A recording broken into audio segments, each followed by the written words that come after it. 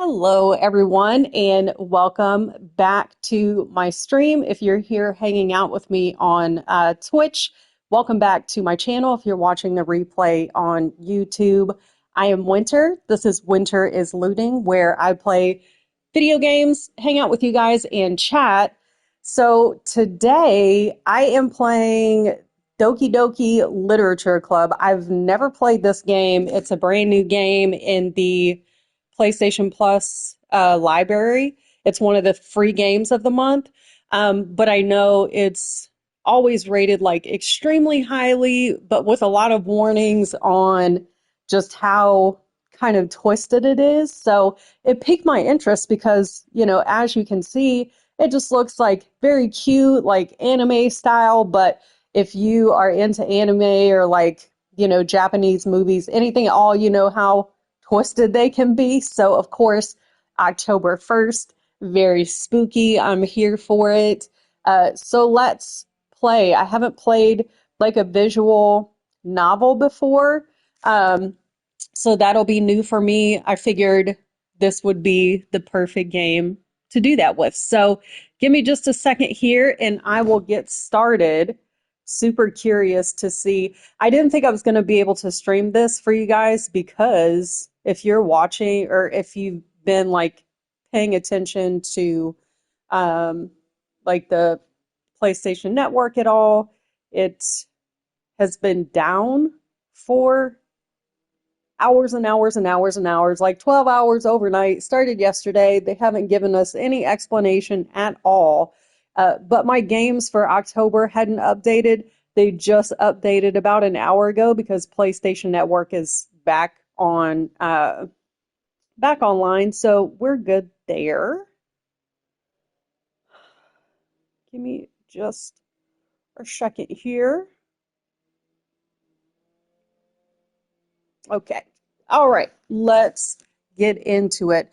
This is, of course, it's a visual novel, which means there's a lot of reading, talking. I think I get to choose the way that I respond and things like that, but it is supposed to be a dating sim as well. Before the screen popped up, I got the warning, or not the warning, but a little like side note before the game pulled up that says all the characters in this game are 18 plus. Which makes me think that they're going to be doing adult activities. So we'll see. You have been warned. I have been warned. We're going to dive into it anyway. So this game is not suitable for children or those who are easily disturbed. I'm neither of those things. So let's go. Oh, shit. Individuals suffering from anxiety or depression may not have a positive experience playing this game. Dang, that's a heck of a warning. Would you like to review detailed content warnings before? No, thank you. We're just going to dive into it.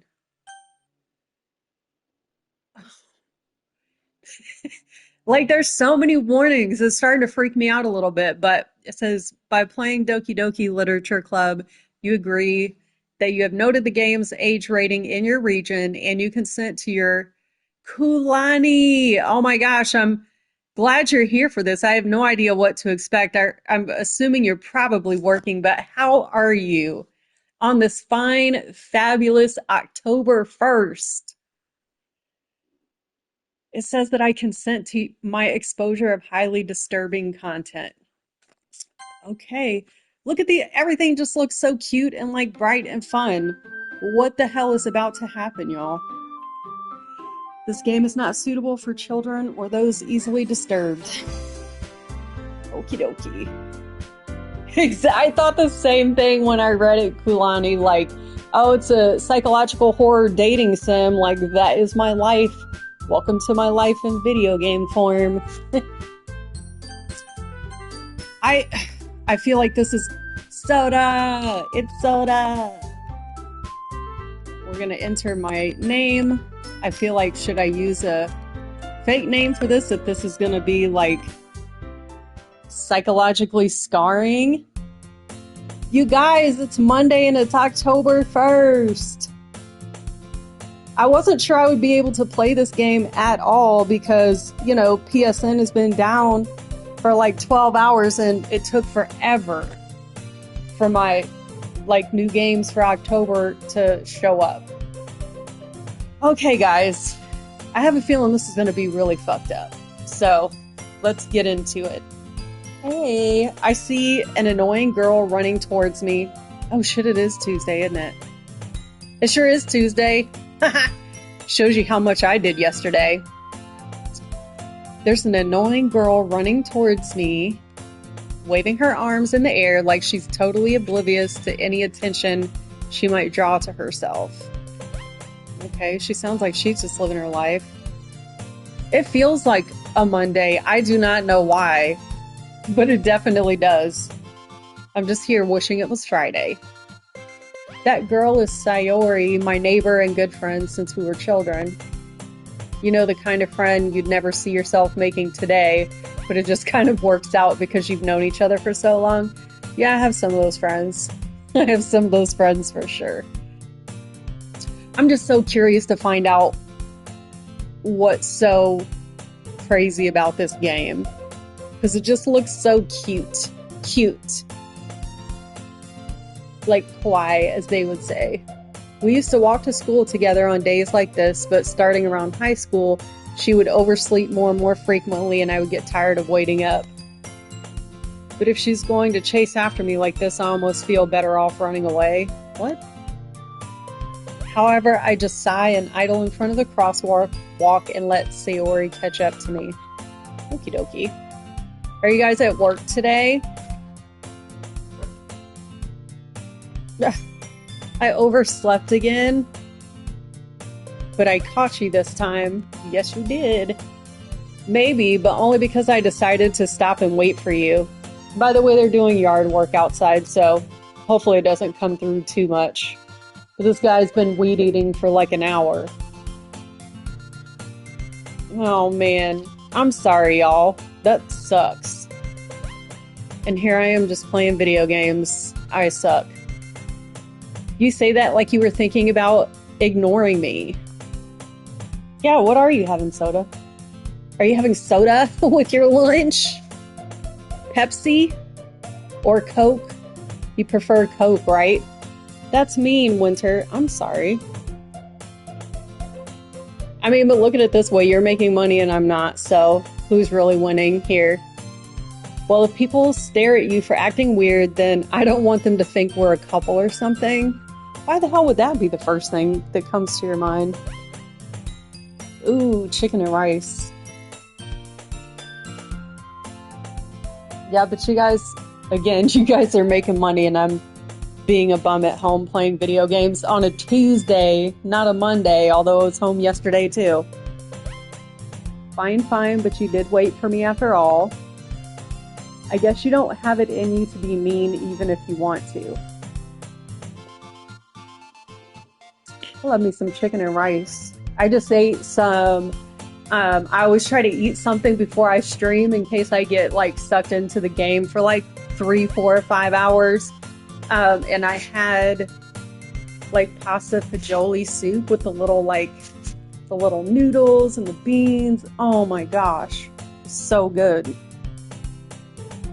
I woke up this morning and it was like 60 degrees outside and I'm just, yes, perfect first day of October. Whatever you say, Sayori. Yeah, because I can be mean if I want to. I don't want to, though. We cross the street together and make our way to school. As we draw near, the streets become increasingly speckled with other students making their daily commute. By the way, Winter, have you decided on a club to join yet? I just started.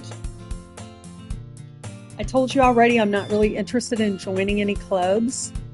I haven't been looking either.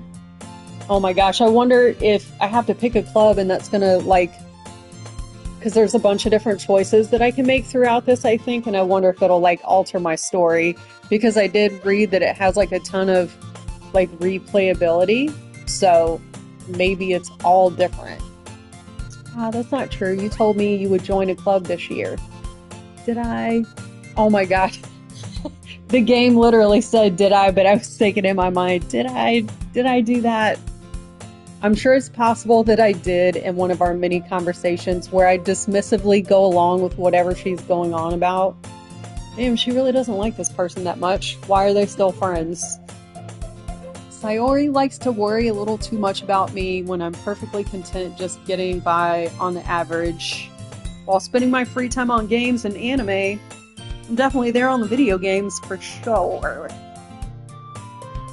What's the weather like where you guys are? Is it calm now? Like all the rain is past? I saw that it went all the way up to like South Carolina, North Carolina, crazy flooding. No one expected that. I was talking about how I'm worried that you won't learn how to socialize or have any skills before college. Your happiness is really important to me, you know? Oh, well, thanks, Sayori. And I know you're happy now, but I die at the thought of you becoming a NEET in a few years because you're not used to the real world. What the hell is a NEET? You trust me, right? Don't make me keep worrying about you. Ugh. Like that is super deep south humid that you can only get like after rain. I'm gonna be right there with you soon. By the end of this week, I'll be in Savannah. I'll look at a few clubs if it makes you happy. No promises though. Will you at least promise me you'll try a little? Yeah, I guess I'll promise you that. Why do I let myself get lectured by such a carefree girl? There better be some good clubs then. More than that, I'm surprised I even let myself relent to her. I am really excited, Kulani. I think it's going to be so cute and charming and romantic with all the moss in the trees and right by a port city. I'm wondering, because you know all the port workers like went on strike this morning, so I'm wondering like how that will affect. I'm assuming the port will be less busy, you know, like at least as far as like shipping and receiving, but I don't know. That'll be interesting to see how that plays out if they're still on strike by the time we get down there. More than that, I'm surprised. Oh, I already said that. How much can you weed eat, dude? It's like he's just weed eating the whole yard. It's gonna hurt. It's gonna hurt a lot of things. Oh my gosh, okay. Why does that keep repeating? Oh. I guess seeing her worry so much about me makes me want to ease her mind at least a little bit, even if she does exaggerate everything inside of her head. What I'm wondering is, like, you know how... Oh, good! That's awesome. That's good to know. I'm glad that you guys can't actually hear it, so I'll just ignore it then. But I was thinking too, like, just how expensive everything already is. Like, if we're not importing anything, like if the ports are closed, jeez. I hope that doesn't last long. I read it would... No. Because then they finally turn the freaking weed eater off. If I go tell them they missed a spot, they'll turn that shit back on. Don't want that. I guess it is nice having a friend that like worries about you, for sure. But I was reading and it said something like they estimate we could lose, like, or it would cost like $5 billion for each day that the ports are closed. Like, that's insane. I can't even wrap my brain around that. The school day is as ordinary as ever, and it's over before I know it. After I pack up my things, I stare blankly at the wall, looking for an ounce of motivation. Damn, that's like me every morning. Looking for even a scrap of motivation. Clubs. Okay, so let's check out the clubs, I guess. I have no choice but to start with the anime club. Hello. Sayori must have come into the classroom while I was spacing out. I look around and realize that I'm the only one left in the classroom. Damn, get up. What are you doing? I thought I'd catch you coming out of the classroom, but I saw you just sitting here and spacing out, so I came in. Yeah, what am I doing? Honestly, you're even worse than me sometimes. I'm impressed. This is starting out all very like light and cute and fun, and I just know at some point this shit is gonna take a terrible turn. You don't need to wait up for me if it's going to make you late to your own club. Well, I thought you might need some encouragement, so I thought, well, that you could come to my club. Oh my gosh, what club is it? There's no way I'm going to your club. Meanie. I am kind of mean, but like, what club is it though? Sayori is vice president of the literature club. Oh, there we go. Not that I was ever aware that she had any interest in literature.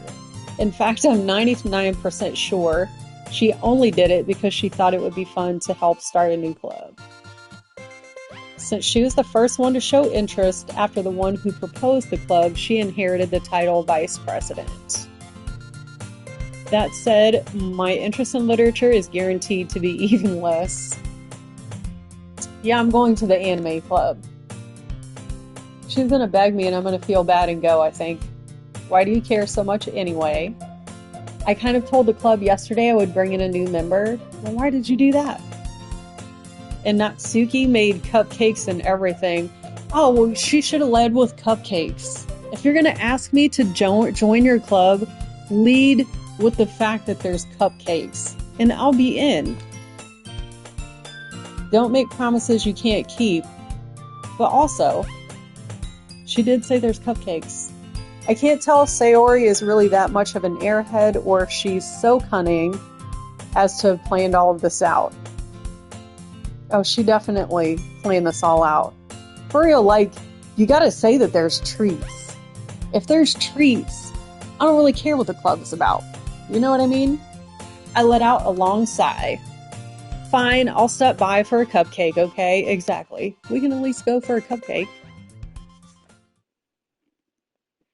And thus today marks the day I sold my soul for a cupcake. Yeah, well, they're cupcakes. I don't feel bad about it. I dejectedly follow Sayori across the school and upstairs, a section of the school I rarely visit. Sayori, full of energy, swings open the classroom door.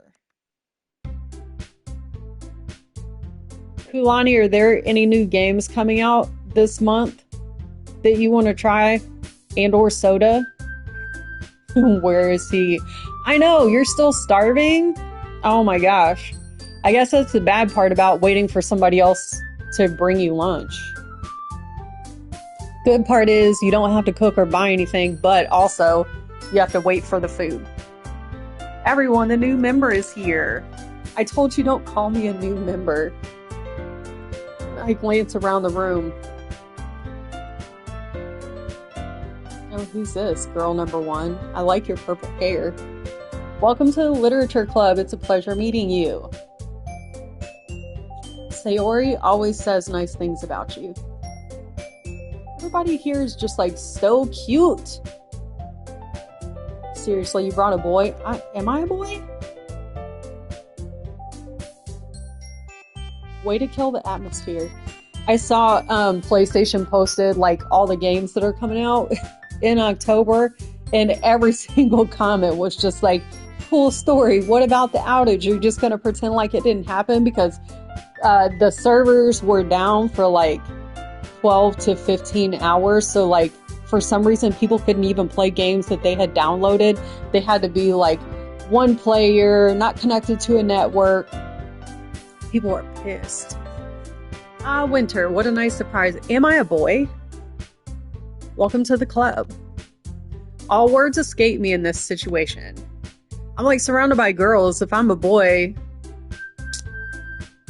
it's about to be a fun time. It's full of incredibly cute girls. What are you looking at? Your hair, it's cute. If you want to say something, say it. So, sorry. Oh, now I'm nervous. Natsuki. I've never seen a game described as a psychological horror dating simulation for the girl with the sour attitude, whose name is apparently not Suki, is one I don't recognize. Her small figure makes her look like a first-year student. She is also the one who made cupcakes, according to Sayori. Yeah, where are all the cupcakes? I don't see cupcakes. You can just ignore her when she gets moody. Oh, well, I am a girl. Do I just look like a boy? Or are they just being mean? Sayori says that quietly into my ear and then turns back towards the other girls. Anyway, this is Natsuki, always full of energy. And this is Yuri, the smartest in the club. Don't say things like that. Yuri, who appears comparably more mature and timid, seems to have a hard time keeping up with people like Sayori and Natsuki. I have no idea. I really don't know what I'm in for. Like, I remember seeing the title like years ago and like people talking about it. So when I saw that they were releasing it for the PlayStation Plus games for this month, I was like, oh, this is my chance to try it. The games, so PlayStation Network was like down for like 12 to 15 hours overnight. So people couldn't even like log in, couldn't play games, couldn't do anything unless it was like a single player, no network connection needed. So people were super pissed about it because PlayStation hasn't said a word about it, like the reason for the outage or anything. And it was like a huge worldwide outage. But anyway, when I saw the game, it's got like insane ratings, but everybody says like, be careful when you play it. Like, it's really fucked up. There's so many like warnings about the content of it. So I'm like super intrigued because it looks so cute and just pink and all this stuff. But it's like a psychological horror game. Like, I had to play it. Plus, I mean, I'm going on vacation. I'm going to be on vacation whenever the new season of Diablo comes out, when the download content comes out. It's fine. It's fine. I'll catch up whenever I get home. Ah, well, it's nice to meet both of you. And it sounds like you already know Monica, is that right? That's right. Do I? It's great to see you again, Winter. Why, thank you. All these girls are so cute. Monica smiles sweetly. We do know each other. Well, we rarely talked, but we're in the same class last year. Monica was probably the most popular girl in class. Smart, beautiful, athletic. Basically, completely out of my league. Maybe I'm just open to anyone. I have no idea. But they keep calling me a her, so I must be a girl. So having her smile at me so genuinely feels a little...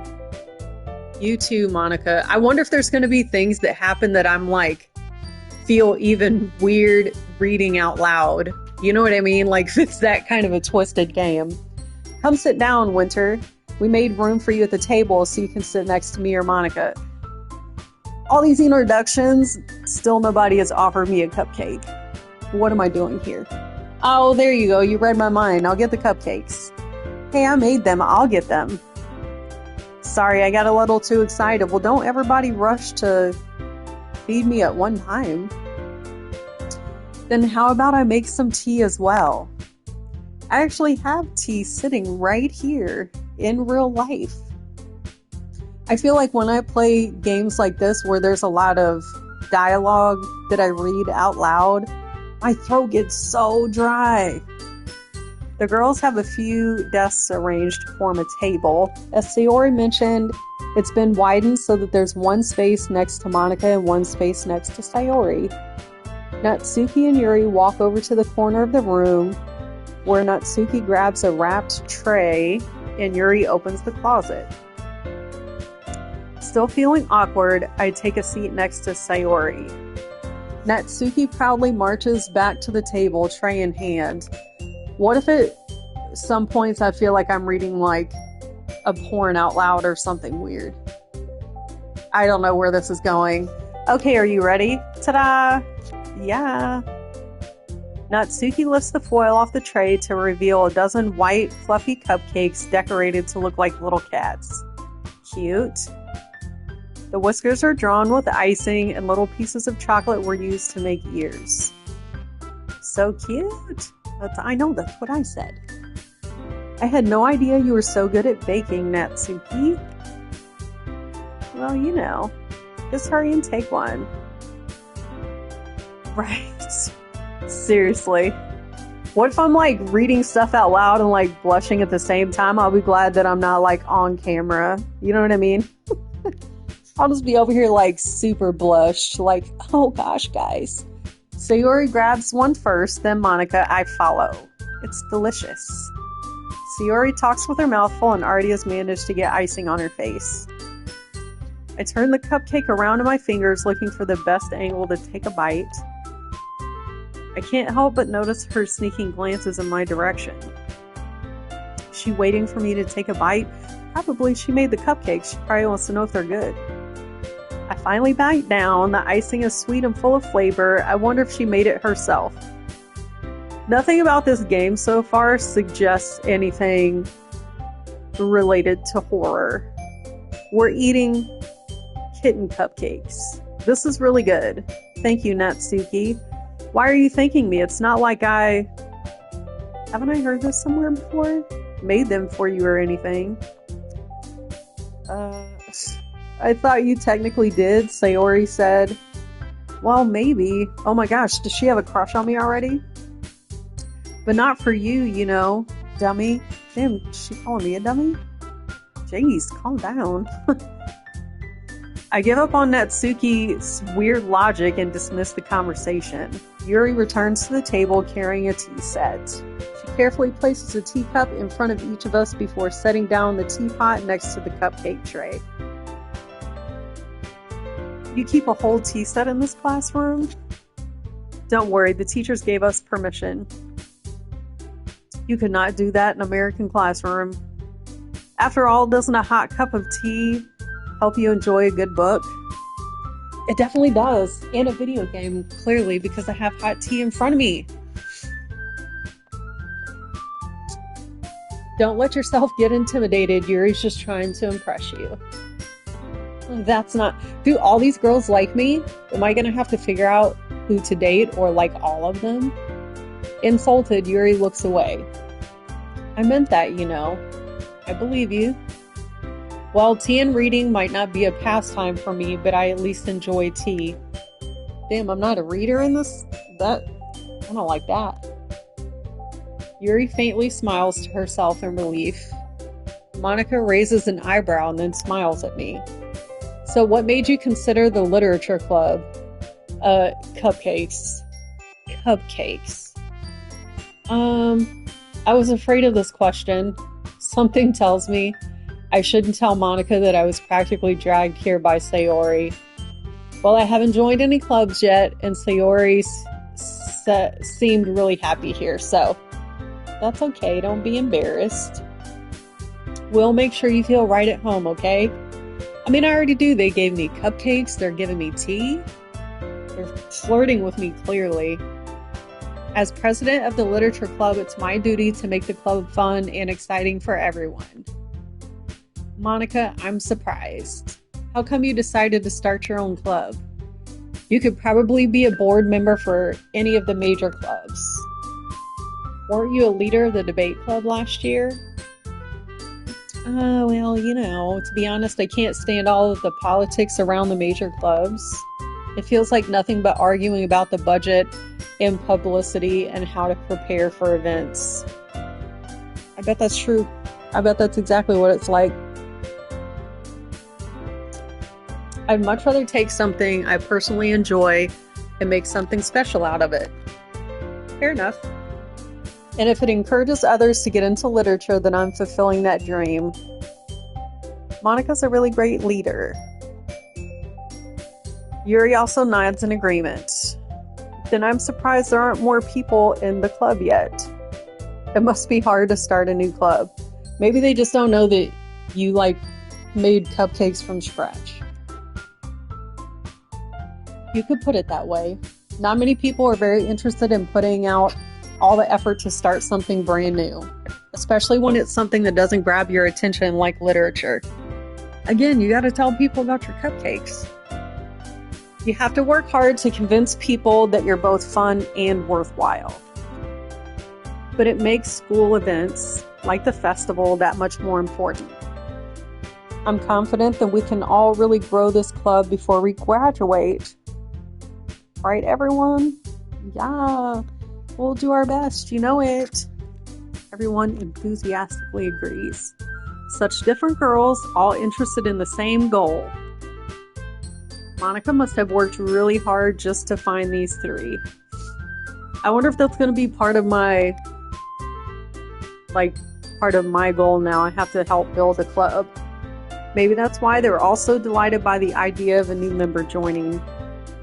Though I still don't really know if I can keep up with their level of enthusiasm about literature. Literature is the best. I couldn't live without reading. So, Winter, what kinds of things do you like to read? Well, funny you ask, Yuri.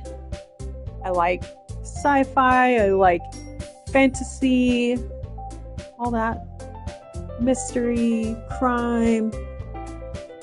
Considering how little I've read these past few years, I don't really have a good way of answering that. Manga. I mutter quietly to myself, half joking. Natsuki's head suddenly perks up. Oh shit. See? I'm about to be exposed. It looks like she wants to say something, but she keeps quiet. Not much of a reader, I guess. Well, that can change. What am I saying? Am I flirting right now? I spoke without thinking after seeing Yuri's sad smile. Anyway, what about you, Yuri? Well, let's see. Yuri traces the rim of her teacup with her finger. My favorites are usually novels that build deep and complex fantasy worlds. Me too. The level of creativity and craftsmanship behind them is amazing to me. And telling a good story in such a foreign world is equally impressive. I agree, Yuri. I agree. Yuri goes on, clearly passionate about her reading. She seems so reserved and timid since the moment I walked in, but it's obvious by the way her eyes light up that she finds her comfort in the world of books, not people. Well, there we go. But you know, I like a lot of things. Oh yes, tell me more. Stories with deep psychological elements usually immerse me as well. Same. I like all of Gillian Flynn's books. I usually read those like within 24 hours of picking it up. Isn't it amazing how a writer can so deliberately take advantage of your own lack of imagination to completely throw you for a loop? I feel like this might be some foreshadowing. Anyway, I've been reading a lot of horror lately. I read a horror book once. I used to be really into Stephen King and Dean Koontz. I read a lot of those.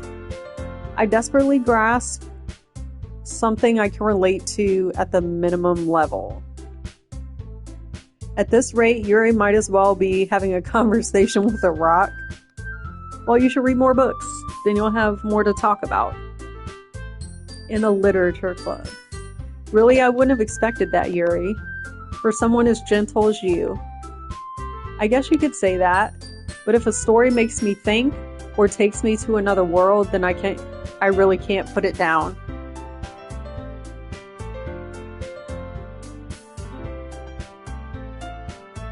Steve Koontz? Is he like Dean Koontz? Like his son or brother or something? I've been reading the Red Rising saga by here's somebody. Dean Koontz, yes. He is really good. He has written a lot of books that I haven't read any Dean Koontz or Dean Koontz is like so old now that I was like, oh shit, did he have a son? And maybe his son is a writer as well. But it's been a long time since I read anything like Stephen Koontz or Jesus. Now I'm doing it. Dean Koontz or Stephen King. I think the last book that I read, it was Stephen King's. His aliases. Oh my gosh, what if Stephen King and Dean Koontz wrote a book together and they authored it like Stephen Koontz or Dean King? But if a story makes me think, oh yeah, I already read that. Surreal horror is often very successful at changing the way you look at the world, if only for a brief moment. I feel like they're definitely alluding to how this is going to go later. Was he? Well, I know the last book that I read from him was Dr. Sleep, which was, I don't know, maybe 5 to 7 years ago, I think. And it was like the sequel to The Shining. So it was Danny Torrance, but he was all grown up. That was really good. I think they made that into a movie too, but I haven't seen it. I hate horror. Oh, why is that? Well, Natsuki's eyes dart over me, to me for a split second. Never mind. That's right, you usually like to write about cute things, don't you, Natsuki? Well, she did make the kitty cat cupcakes. What? What gives you that idea? You left a piece of scrap paper behind last club meeting. It looked like you were working on a poem called Don't Say It Out Loud. Oh my gosh, now I need to know. And give that back. Oh, she's embarrassed. Was it a love poem? Your cupcakes, your poems, everything you do is just as cute as you are. Oh. Sayori slides up behind Natsuki and puts her hands on her shoulders. I'm not cute. I mean, she is pretty cute. Natsuki, you write your own poems. Well, I guess sometimes. Why do you care? Damn. I think that's impressive. Why don't you share them sometime? No. Natsuki averts her eyes. Poor thing, she's shy and embarrassed. You wouldn't like them. Not a very confident writer yet. I understand how Natsuki feels. Sharing that level of writing takes more than just confidence. Yeah, it definitely takes vulnerability, I imagine. I've never been really good at writing, and I'm not into poems or anything, but I'm sure sharing stuff like that is super vulnerable. The truest form of writing is writing to oneself. You must be willing to open up to your readers, exposing your vulnerabilities and showing even the deepest reaches of your heart. Exactly. Do you have writing experience too, Yuri? Not personally. Maybe if you share some of your work, you can set an example and help Natsuki feel comfortable enough to share hers. Do I need to write a poem right now? I guess it's the same for Yuri. I wanted to read everyone's poems. I don't have a poem. We all sit in silence for a moment. Okay, I have an idea, everyone. Damn it. We're about to write a poem. I bet you. Natsuki and Yuri look quizzically at Monika. Let's all go home and write a poem of our own. Dang it. Then next time we meet, we all share them with each other. That way everyone is even. Okay. Yeah, let's do it. I just came for cupcakes. Now I have homework of writing a poem. Plus, now that we have a new member, I think it will help us all get a little more comfortable with each other and strengthen the bond of the club. Okay. Isn't that right, Winter? Sure. Monika smiles warmly at me once again. Hold on, there's still one problem. What's that? Now that we're back to the original topic of me joining the club, I bluntly come forth with what's been on my mind the entire time. I don't want to join. I never said I would join the club. Sayori may have convinced me to stop by, but I never made any decision. Well, now I can't let all of them down. I still have other clubs to look at, and I lose my train of thought. Look, the little, I forgot their names already. I'll remember them at some point, probably not, because I'm terrible with names, but the girl has like pink eyes, pink hair, and then the purple girl has purple hair, purple eyes. Cute. All four girls stare back at me with dejected eyes. Yeah, we can't let them down. I'm sorry, I thought Winter, you all. I'm so bad with names. What makes me feel terrible is that my name is super uncommon. So people remember my name because it's Winter and it's just not a super common name. And then I feel like the asshole because my memory is terrible and I forget people's names as soon as they tell me. But people remember my name and it just makes me feel like they think they're going to think that I don't think they're important enough to remember. But that's not true. My brain is just crap when it comes to remembering names. You all, I'm defenseless against these girls. You know, look at them.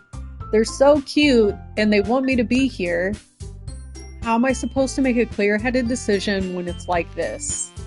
That is, if writing poems is the price I need to pay in order to spend every day with these beautiful girls. Okay, I've decided then.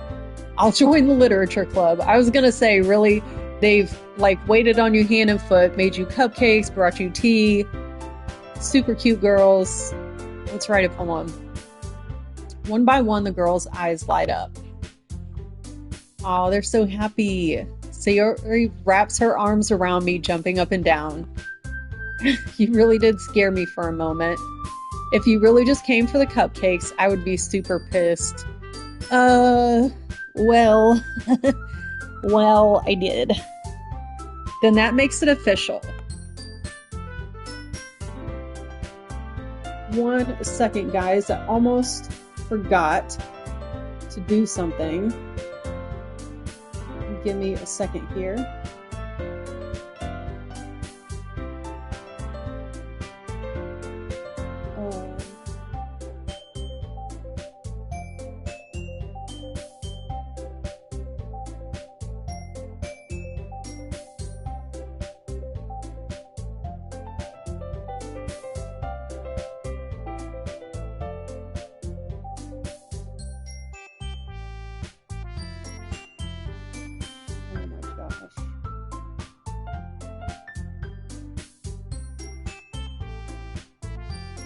Let's see if that works. Nope, I don't think so. 1 second. I'll get it. I'll get it right. That's why I need Nightbot. Okay, if you guys are watching, if you're watching here with me on stream or you're watching on YouTube, yay, it worked. Kulani, she's in the chat, but she also streams like huge variety of games, always super fun, always very friendly, laughs all the time, like just so sweet. You should go give her a follow. So if you're watching me on YouTube, come to Twitch, follow her channel. You will not be disappointed. And I still need to install Nightbot because I bet it's so much easier than having to type out that shout out crap, but you're worth it. Then that makes it official. Welcome to the literature club. Oh shit. Now I gotta do the poem. Well, thanks, I guess. Okay, everyone. I think with that, we can officially end today's meeting on a good note. Everyone remember tonight's assignment. Yes, I know. Write a poem to bring to the next meeting so we can all share. Monica looks over at me once more. Winter, I look forward to seeing how you express yourself. I also look forward to it because I am not a poet. I feel like every time the girls talk to me, I get like super nervous. Can I really impress the class star Monica with my mediocre writing skills? I guess we'll see. I already feel the anxiety welling up inside me. Meanwhile, the girls continue to chit-chat as Yuri and Natsuki clean up their food. Hey, Winter, since we're already here, do you want to walk home together? Sure. That's right, Sayori and I never walk home together anymore because she always has stayed after school for clubs. Well, now I do too. Might as well. Well, nothing about that was nefarious or horrific, so we joined a club and now we have to write a poem. With that, the two of us depart the club room and make our way home. The whole way, my mind wanders back and forth between the four girls. Sayori, Natsuki, Yuri, and of course, Monika. Will I really be happy spending every day after school in a literature club? Perhaps I'll have the chance to grow closer to one of these girls. All right, I'll just need to make the most of my circumstances and I'm sure good fortune will find me. I feel like that's not gonna happen. And I guess that starts with writing a poem tonight.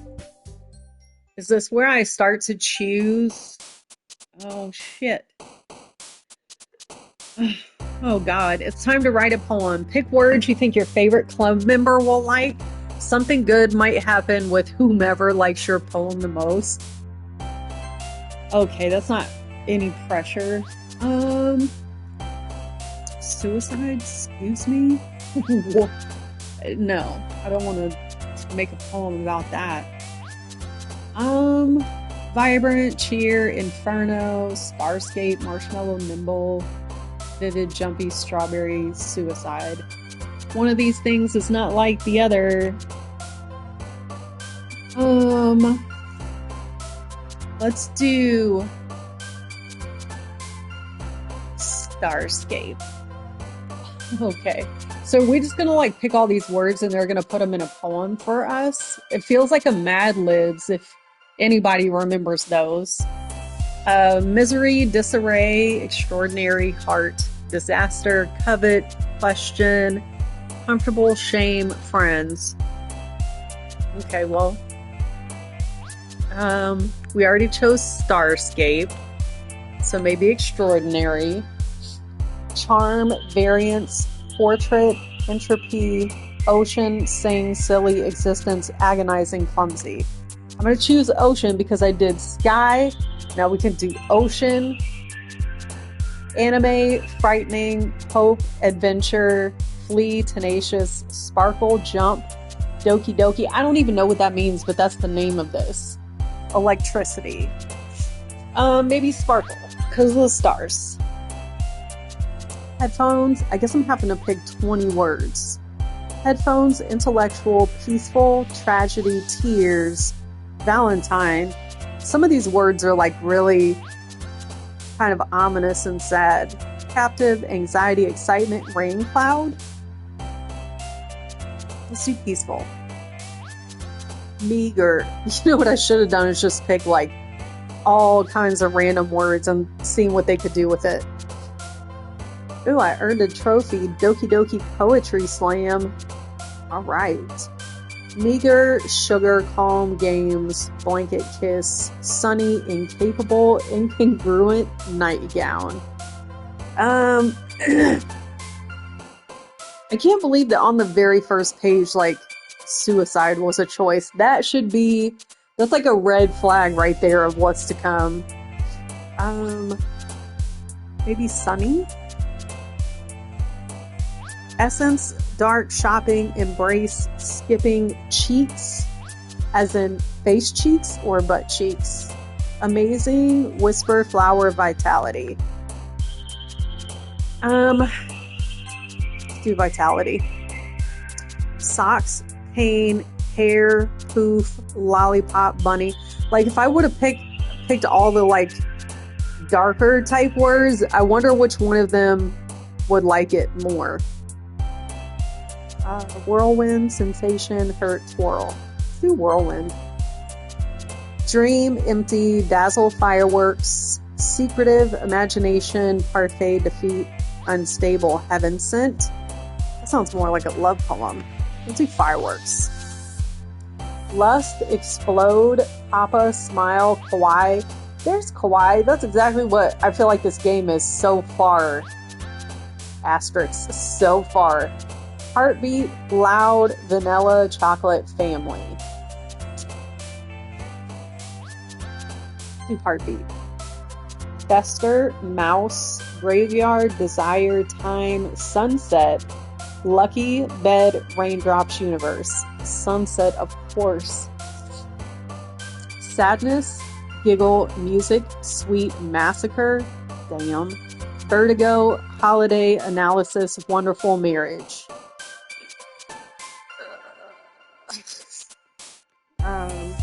Music. Okay, I think we got 7 more to go. Unrestrained, memories, unrequited, forgive, feather, insight, afterimage, grief, destiny, precious. Maybe memories. Uncanny, prayer, disown, pure, anger, peace. Did I use peace? Or was it like peaceful? Either way. Playground, shiny, joy, horror. Let's do shiny. Crimson, alone, spinning, fun, bouncy, fickle, rainbow, cute, melancholy, daydream. Rainbow, of course. Beauty, waterfall, fantasy, kitty, broken, happiness, pout, lazy, scars, fear. Yikes. Let's do waterfall. I feel like this poem is going to have like a nature kind of feel. Stars, ocean, waterfall, sunset, rainbow, milk, summer, eternity, clouds, pleasure, wrath, death, infinite, candy, together. Let's do summer. That's a good holiday, or a good season too, but fall is definitely up there for me. And it's the first day of October. Let's see. Lipstick, ribbon, cage, childhood, journey, laugh, contamination, bubbles, party, determination. Let's do journey. Almost done with this poem. Infallible, play, rose, vacation, judgment, love, vivacious, skirt, passion, pink. Let's do passion. Last word. Extreme, bliss, ambient, philosophy, breathe, melody, fireflies, disoriented, cry, fluffy. I like fireflies. Oh my gosh, what did we come up with? That was actually a lot of words to pick for a poem. Oh, I don't even get to see it before I have to present it. Oh shit. It's a good thing I didn't make it super dark, I guess. Hi again, Winter. Glad to see you didn't run away on us. Nah, don't worry. This might be a little strange for me, but at least I at least keep my word. Well, I'm back at the literature club. I was the last to come in, so everyone else is already hanging out. Thanks for keeping your promise, Winter. I hope this isn't too overwhelming of a commitment for you. Making you dive headfirst into literature when you're not accustomed to it. I mean, you kind of did, but it's fine. I said I would do it. Oh, come on. Like he deserves any slack.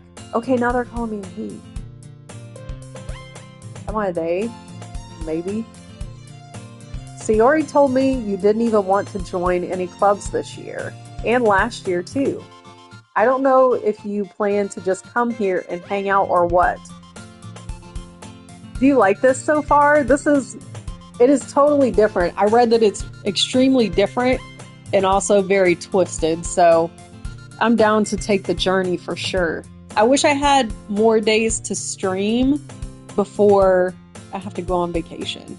But I mean, that's silly. That's silly to say out loud. I wish I had more days to play video games before I go on vacation. It'll be here when I get back. But if you don't take us seriously, then you won't see the end of it. Natsuki, you certainly have a big mouth for someone who keeps her manga collection in the club room. Damn, that's kind of rude. Natsuki finds herself stuck between saying Monica and manga. Manga is literature.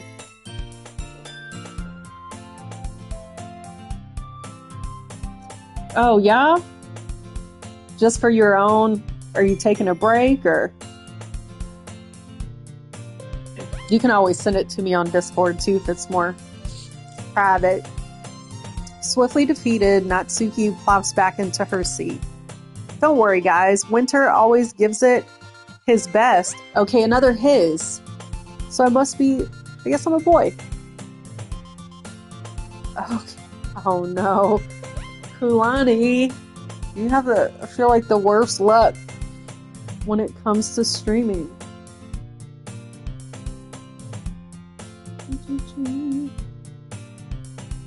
Okay. As long as he's having fun. Okay. Well, no wonder I'm nervous, surrounded by 4 cute girls. He helps me with busy work without me even asking. Like cooking, cleaning my room. Do I? How dependable. Sayori, that's because your room is so messy, it's distracting. And you almost set your house on fire once. Damn, with cooking? Yeah, she shouldn't cook then. Or somebody should teach her. You two are really good friends, aren't you? I might be a little jealous. Uh-oh. How come? You and Winter can become good friends too. Look at her little cheeks blushing. As usual, Sayori seems oblivious to the weird situation she just put me into. Oh, Yuri even brought you something today, you know. What did I bring? Or what did she bring me? Don't be shy. It's really nothing. What is it? Never mind. Sayori made it sound like a big deal when it's really not. Did you bring me more cupcakes? I'm sorry, Yuri. I wasn't thinking. I guess that means it's up to me to rescue this situation. Hey, don't worry about it. First of all, I wasn't expecting anything in the first place. So any nice gesture from you is a pleasant surprise. It'll make me happy no matter what. That's a good answer. Is that so? Yeah, I won't make a big deal if you don't want it to be. All right. Well, here. Yuri reaches into her bag and pulls out a book. Oh, I thought it was more cupcakes. I didn't want you to feel left out, so I picked out a book that I thought you might enjoy. That's nice. It's a short read, so it should keep your attention, even if you don't usually read. Okie dokie. And we could, discuss it if you wanted. Like a date, like get together and discuss it.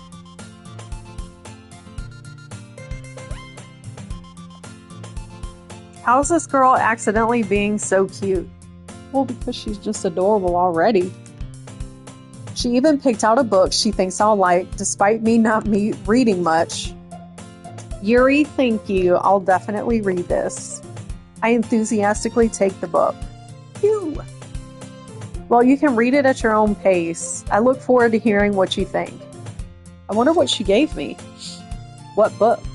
Now that everyone's settled in, I expected Monica to kick off some scheduled activities for the club, but that doesn't seem to be the case. Is everybody gonna read their poems? Sayori and Monica are having a cheery conversation in the corner. Yuri's face is already buried in a book. I can't help but notice her intense expression, like she was waiting for this chance. Meanwhile, Natsuki is rummaging around in the closet. What's in the closet?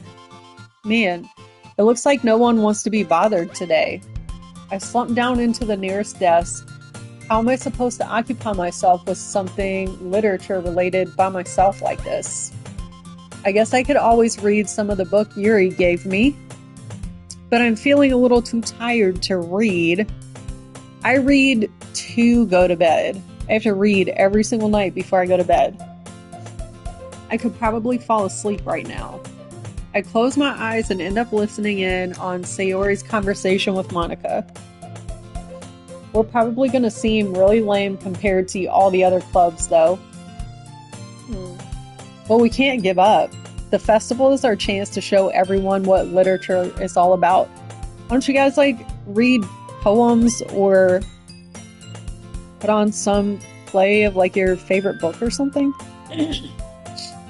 The problem is that the idea of a literature club sounds too dense and intellectual. It does. But it's not like that at all, you know. It seems like it's like that so far. Maybe make cupcakes. Let's see here. Give me just a second. We just need a way of showing that to everyone. Something that speaks to their creative minds. That doesn't solve the problem, though. What do you mean? Get out of there. Even if we come up with the most thing ever, or most fun thing ever, nobody will come in the first place if it's a literature event. So it's more important to figure out how to get people to show up in the first place, you know? I agree, for sure. After they come, we can do the thing to speak to their creative minds. That sounds like a good idea to me. What's this? Sayori is taking this really seriously. It's rare to hear her deliberating like this. Huh, that's a good point. In that case, do you think food will do the trick? Yes, that's what I was saying. The cupcakes, they got me in the door. What kind? Well, I guess we could. Cupcakes, yes. I like the way these girls think. Good thinking. Natsuki would love to do that. You're right. Natsuki makes the best cupcakes. That works out perfectly. That wasn't why you suggested it. Cupcakes speak to my creative tummy. Me too. Cupcakes it is then. I'm hungry. They're making me hungry for cupcakes is what they're doing. And I don't have any cupcakes here. That's a good thing. Anyway, we still need to work out the details of the event itself. I find myself smiling. In the end, Sayori is still her usual self. But therein lies the unexpected reason I admire her.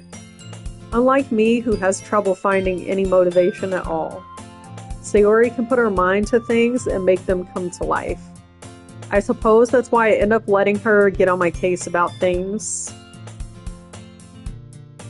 See, I'm weird. I am not like a frosting person unless it's like a super light, like whipped cream frosting or cream cheese frosting or something like that, but just like straight up buttercream frosting, oh my gosh.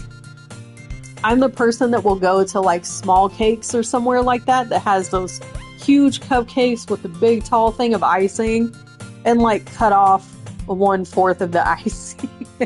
Such a weirdo. I can't help but wonder what it would be like to see the world through her eyes. Seriously? Then we need to eat like cupcakes together. I will eat the cake and you can have the frosting. It works out perfectly.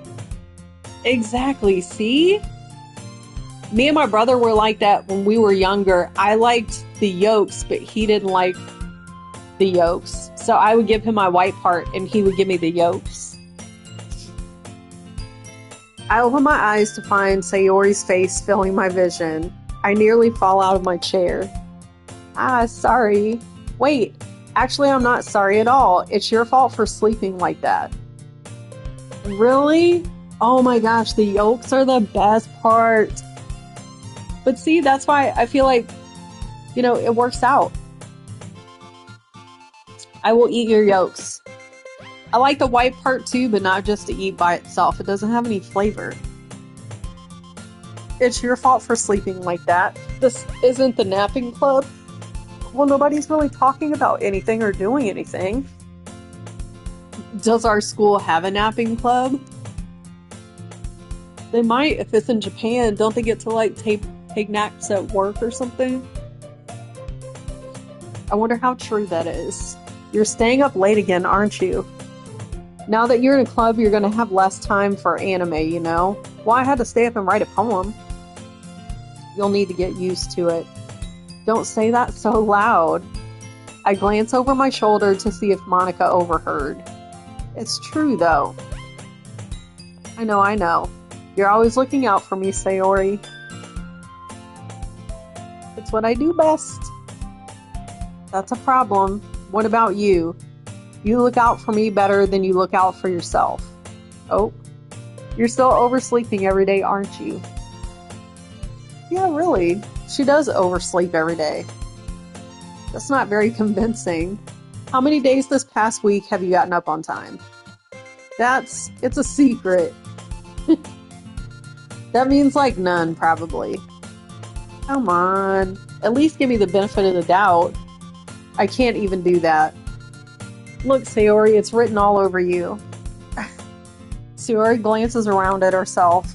How is it written all over me? You were clearly in a rush this morning. Look at your hair sticking out all around here. I run my fingertips down the side of Sayori's hair, trying to straighten it out. Man, you really need a brush for this. My hair is just really hard to get right. I won't fall for that. There's more than just your hair. Look at how your bow isn't straight either. Why don't you help her fix it instead of just like criticizing her? It's not very nice. And there's a toothpaste stain on your collar right here. I see it. I try to wipe off the stain with my finger, but nobody would ever notice that. Of course they would. Nobody's going to tell you about it because they don't want to embarrass you. They are. They're not holding anything back, that's for sure. They're not thinking of, like, nice ways to say things.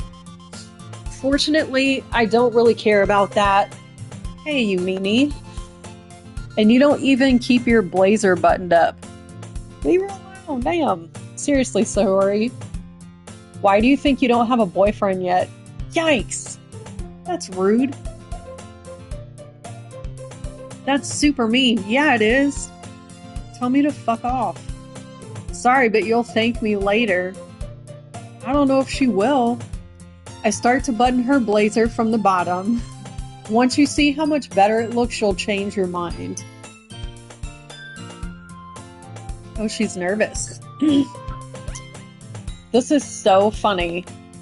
What is? Well, I was just thinking how weird it is to have a friend who does these kind of things. And don't say that. You'll make me feel weird about it, stupid.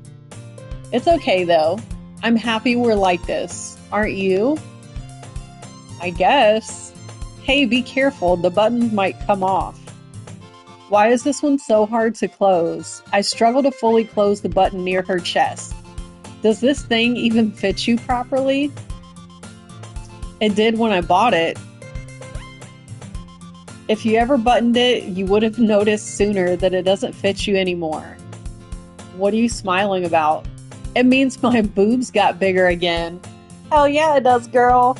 Get it? Don't say that out loud. Anyway, you look much better now, so... Why does it feel strange to see Sayori's blazer buttoned up like that?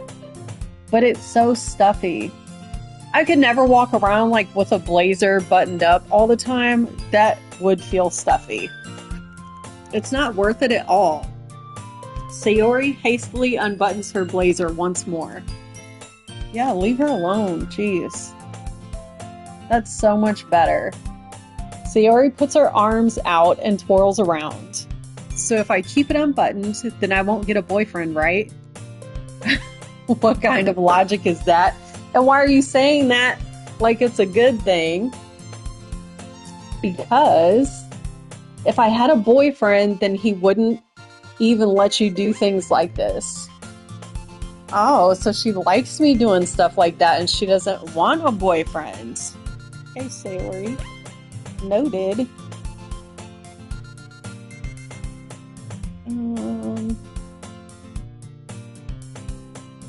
And you take care of me better than anyone else would anyway. So that's why I'm keeping it unbuttoned. Stop saying all these embarrassing things. They're like majorly flirting right now. It's making me nervous. I didn't say anything embarrassing. Jeez. Yeah, you did. You said if you had a boyfriend, he wouldn't let me button up your blazer. Well, anyway, just focus on trying to wake up a little earlier. Only if you focus on going to bed earlier. Fine, fine. It's a deal. I guess we really are better at taking care of each other than we are at taking care of ourselves. Yeah, I guess so, huh? So maybe you should come wake me up in the morning. Excuse me? Slow down. You're doing it again, Sayori. Oh, but I was joking that time. Man, it's impossible to tell with you sometimes. Okay, everyone. Monica suddenly calls out. Why don't we share the poems we wrote now? Okay, this is what I was waiting for. Let's see how my poem turned out. Winter, I can't wait to read yours. Yeah, me too.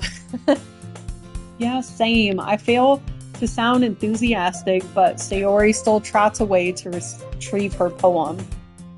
By the way, did you remember to write a poem last night? Yes, I did, Monica. Yeah. My relaxation ends. I can't believe I agreed to do something so embarrassing. I couldn't really find much inspiration since I've never really done this before. Well, now that everyone's ready, why don't you find someone to share it with? Okay, I can't wait. Sayori and Monica enthusiastically pull out their poems.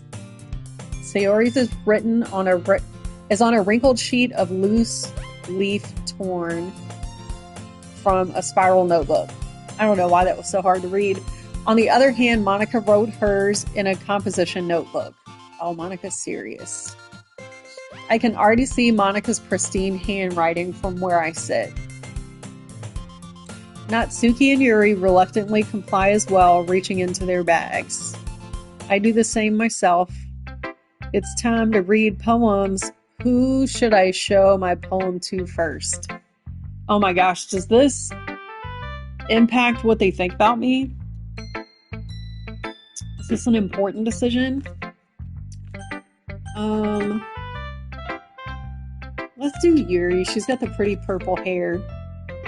Yuri seems the most experienced, so I should start with her. I can trust her opinion to be fair.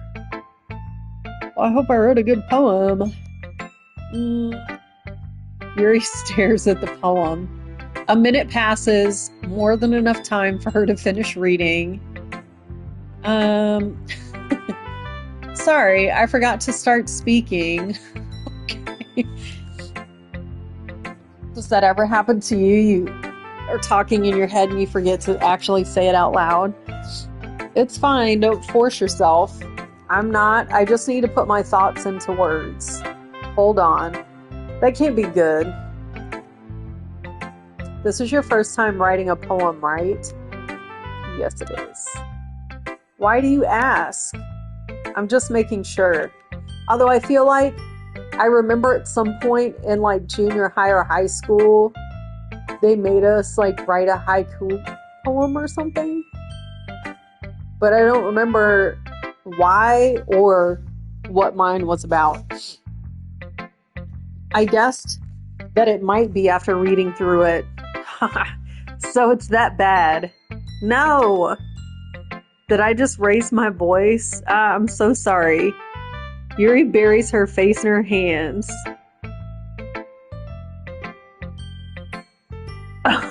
Oh no! Oh my gosh.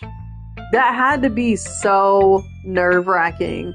When I went to college, we had to take a speech course, like it was mandatory, and I could hear my voice shaking, like while I was talking, and like my hands would like shake. Public speaking is not my strong suit at all. You were so nervous that you were playing with your bra while you were talking. I just remember like looking down at the paper or like my little note cards and like my hands were shaking and they were super sweaty and like I could hear my voice shaking. Oh my gosh. It was so bad. Like I'm not a public speaker for sure. Yuri buries her face in her hands. I couldn't help but notice that it's been several minutes and we really haven't gotten anywhere. It's kind of crazy that most people share that fear of public speaking. Like, that's a big one. But it is, I feel like I'm on display and I don't know. It's makes me so anxious and sweaty, lightheaded. If I ever had to give like an important speech, uh-oh. It might take Yuri a while to get used to new people. It's fine. I really didn't notice. What were you saying? Right. It's just that there are specific writing habits that are usually typical of new writers. And having been through that myself, I kind of learned to pick up on them. I think the most noticeable thing I recognize in new writers is that they try to make their style very deliberate. In other words, they tend to pick a writing style separate from the topic matter, and they form fit the two together. I'll take your word for it because I've never tried to be a writer or write poems. The end result is that both the style and the expressiveness are weakened. Once Yuri finds her train of thought, it's as if her demeanor totally changes. Her stammering is completely gone, and she sounds like an expert. Of course, that's not something you can be blamed for. There are so many different skills and techniques that go into writing, even a simple poem. Hell yeah, there are. Not just finding them and building them, but getting them to work together is probably the most challenging part. It might take you some time, but it all comes with practice and learning by example and trying new things. I also hope that everyone else in the club gives you valuable feedback. I guess we'll see. Natsuki can be a little bit biased though. Biased how? Well, never mind. I shouldn't be talking about people like that. Sorry. It's fine. Well, at least you realized that you were about to gossip. I do like hearing gossip, I just don't like being a part of it. Like, I'm nosy, I want to hear about it, but I don't want to like spread it or, you know what I mean? Start it. I'm not sure if Yuri is apologizing to herself or me or to Natsuki. Do you mind if I read your poem now? Yeah, let me see yours. Please do. I'd love to share my thought process behind it. Yuri smiles dreamily as if that's a rare opportunity for her, which itself is kind of funny. After all, isn't this supposed to be a literature club? Okay, let's see. Ghost under the light. Exactly. I am a vault. I keep everything I hear to myself. I don't spread it, but I definitely want to hear it. I want to hear the gossip. The tendrils of my hair illuminate beneath the amber glow. Bathing. It must be this one. The last remaining streetlight to have withstood the test of time. The last yet to be replaced by the sickening blue-green hue of the future. I bathe. Calm, breathing air of the present, but living in the past. The light flickers. I flicker back. Okay. Her poem, I bet, is like way better than mine. But I agree. I love like the soft, warm lighting, like yellow, warm light. These blue LED lights in the cars and everywhere drive me insane. Makes me feel like a boomer saying that, but I really hate them and I can't see. Especially when the LED lights are like in my face. I feel like I'm about to drive off the road. I'm sorry, I have such terrible handwriting. Girl, your handwriting was pretty. What? I wasn't thinking about that at all. But it took you a long time to read. Well, I just don't read script very often. I actually think your handwriting is pretty. I'm surprised. Like, I know around here in different places, like having neon and stuff on your cars is illegal. So it's like, why the fuck is it legal for them to shine an LED spotlight in my face that I can see from 5 miles away like it's blinding? That's a relief. Also, I liked the poem. It was a pretty poem. Even though it's short, it was really descriptive. It wasn't too short. I usually write longer poems. Not at all. Who am I to judge? I don't know anything about poetry. I only came for the cupcakes. I'm really glad you like it. I'll be honest, since it's our first time sharing, I wanted to write something a little more mild. Okay.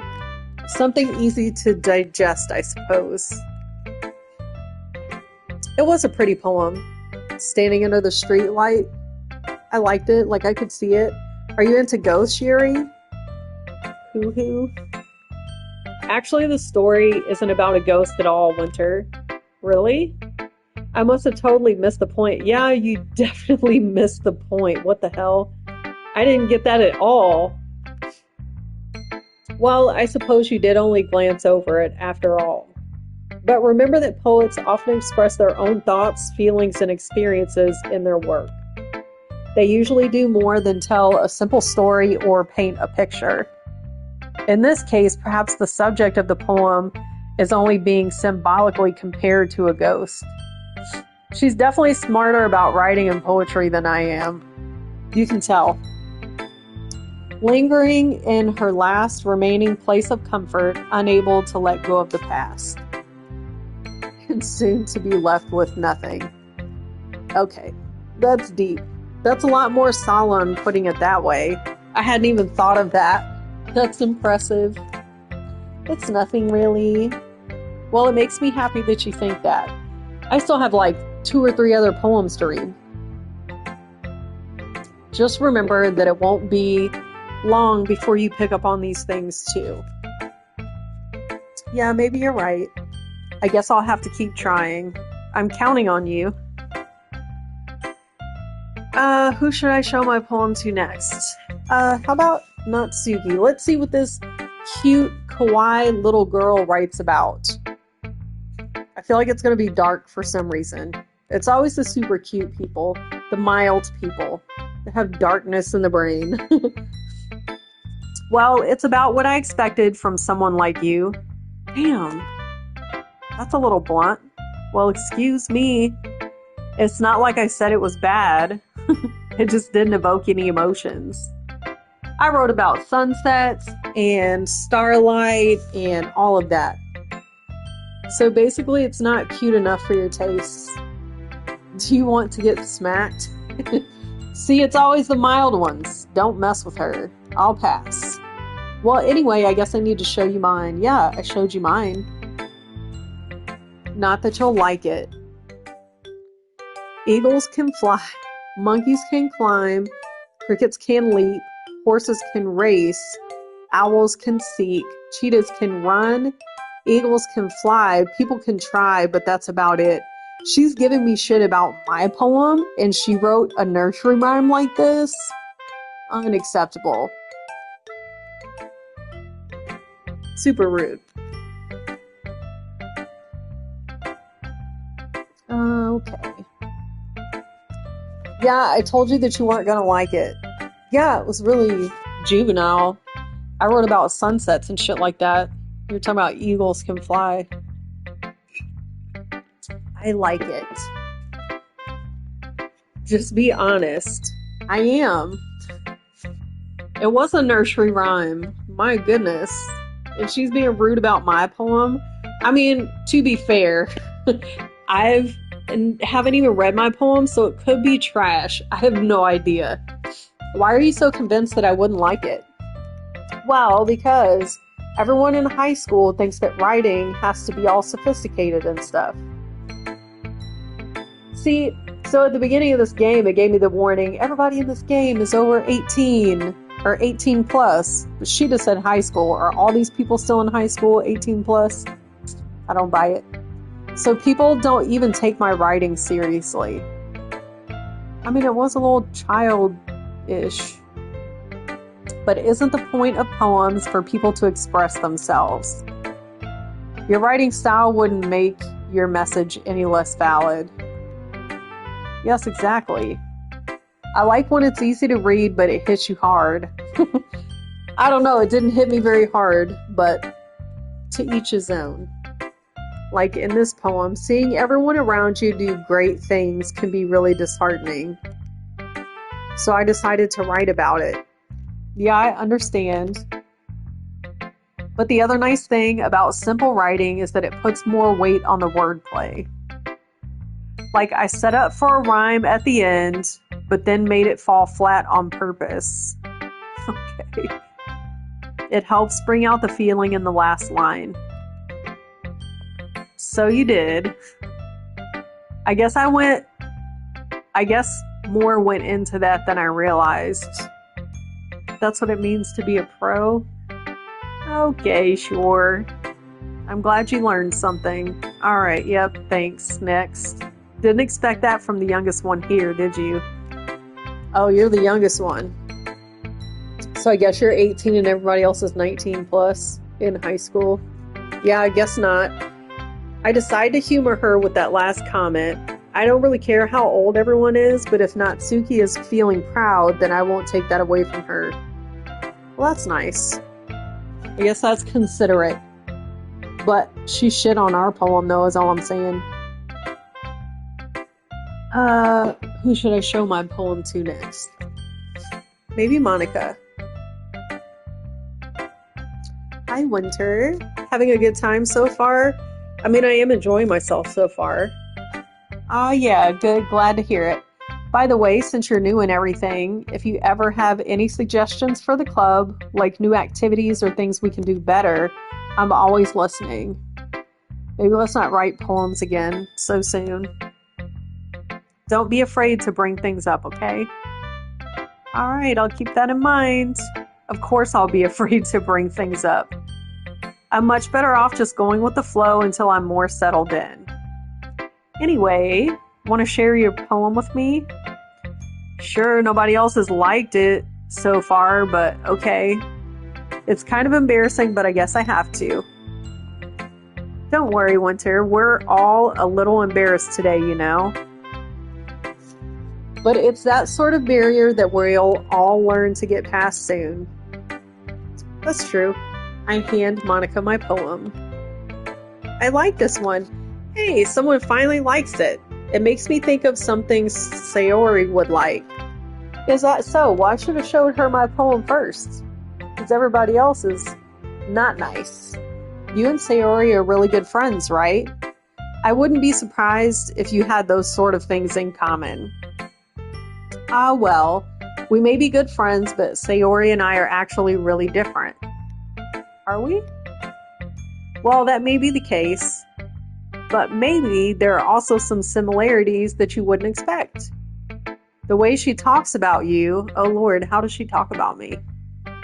It sounds like the two of you are really care about each other's well-being. Are we more than friends? Or should we be more than friends? Even if you show it in different ways, it ends up being more similar than you'd think. So I think that's the kind of vibe I get when reading your poem. You sure you're not reading into it too much? I could be. Oh gosh, I sound like Yuri.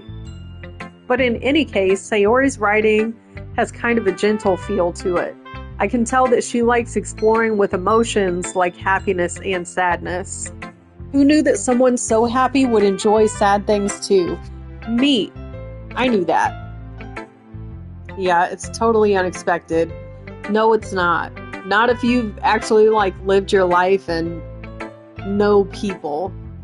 It's always the happy people that you have to check on. Let's see. Well, to each their own. And you shouldn't be afraid to experiment a little bit either. I'm sure I'll end up trying different things a lot. It could take a while before I feel comfortable doing this. I still don't know what my poem looks like. They maybe choose all those words for nothing. I'd love to see you try new things, but I did pick all happy things, and Natsuki didn't, is that her name? I think I'm close. Didn't like it at all. I'd love to see you try new things. That's the best way to find the kind of style that suits you. Everyone else might be a little bit biased towards their own kinds of styles, but I'll always help you find what suits you the most. So don't force yourself to write the way everyone else wants you to write. It's not like you have to worry about impressing them or anything. True. Anyway, do you want to read my poem now? Don't worry, I'm not very good. You sound pretty confident for someone who claims not to be very good. Well, that's because I have to sound confident. That does not mean I always feel that way, you know? Yes, I do. I totally understand. Well, let's read it then. Okay, this is a long poem. Hole in wall. It couldn't have been me. See the direction the sparkle protrudes. A noisy neighbor, an angry boyfriend. I'll never know. I wasn't home. I peer inside for a clue. No, I can't see. I reel, blind, like a film left out in the sun. But it's too late. My retinas, already scorched with a permanent copy of the meaningless image. It's just a little hole. It wasn't too bright. It was too deep, stretching forever into everything. A hole of infinite choices. I realize now that I wasn't looking in, I was looking out. And he, on the other side, was looking in. Maybe I just don't understand poetry. So what do you think? It's very free form, if that's what you call it. Sorry, I'm not really the right person to ask for feedback. I'm really not, though. Like, as much as I love reading, and especially like reading fiction, I'm really not, I guess, that cultured when it comes to poems. I don't know, like, some are good, some I'm just like, yeah, okay, some I have no idea what they're talking about. It's okay. Yeah, that kind of style has gotten pretty popular nowadays. That is, a lot of poems have been putting emphasis. Oh, you like listening to audio? I wish I could. Like, I always download the audio version, but unless somebody, like listening to Matthew McConaughey's books in his voice, 1,000%. But sometimes the people that they pay to read their books just don't capture it, I guess, enough for me to listen to it. But I love reading. But the problem with reading, like, I read The Expanse. It was like a series of books. Really, really good. Loved them. And then I tried to watch The Expanse, the actual like show that they created from the books. And I couldn't get into it because in my head, I already had the characters like set and voices and all these things. Because it was, I mean, there were like 13 or 14 books in this series. So in my mind, they were already formed. And then watching them on the show was like, no, this is not right. But a lot of people are like that. I don't even think it's like a learning disability. You know what I mean? Like, some people retain by reading, some retain by like writing it down, some retain by hearing it, some retain by watching things play out or whatever. I have a voice for audio. Oh, that's so sweet. But don't we all hate our voice, like when we hear it? Like, when I hear my voice, you're just like, oh God, you know what I mean? But it is what it is. I appreciate you saying that. That's so sweet. I think you have a voice for audio too, though. I mean, honestly, you and Soda, like, very soft, like, you know, just gentle voices. I love that. When performed out loud, it can be really powerful. Oh, thank you. That's so nice of you to say, Kulani. I'm not a fan of my voice, but if you are, then I appreciate that. It probably helps when I'm like reading every single line of this game, doesn't it? I know, so it's just so, and like the little southern accent, perfect. What's the inspiration behind this one? Yeah, what was the inspiration? I'm not sure if I know how to put it. I guess you could say that I had some kind of epiphany recently. It's been influencing my poems a bit. An epiphany? Yeah, something like that. I'm kind of nervous to talk about deep stuff like that because it's kind of coming on strongly. What does that mean? Maybe after everyone is better friends with each other.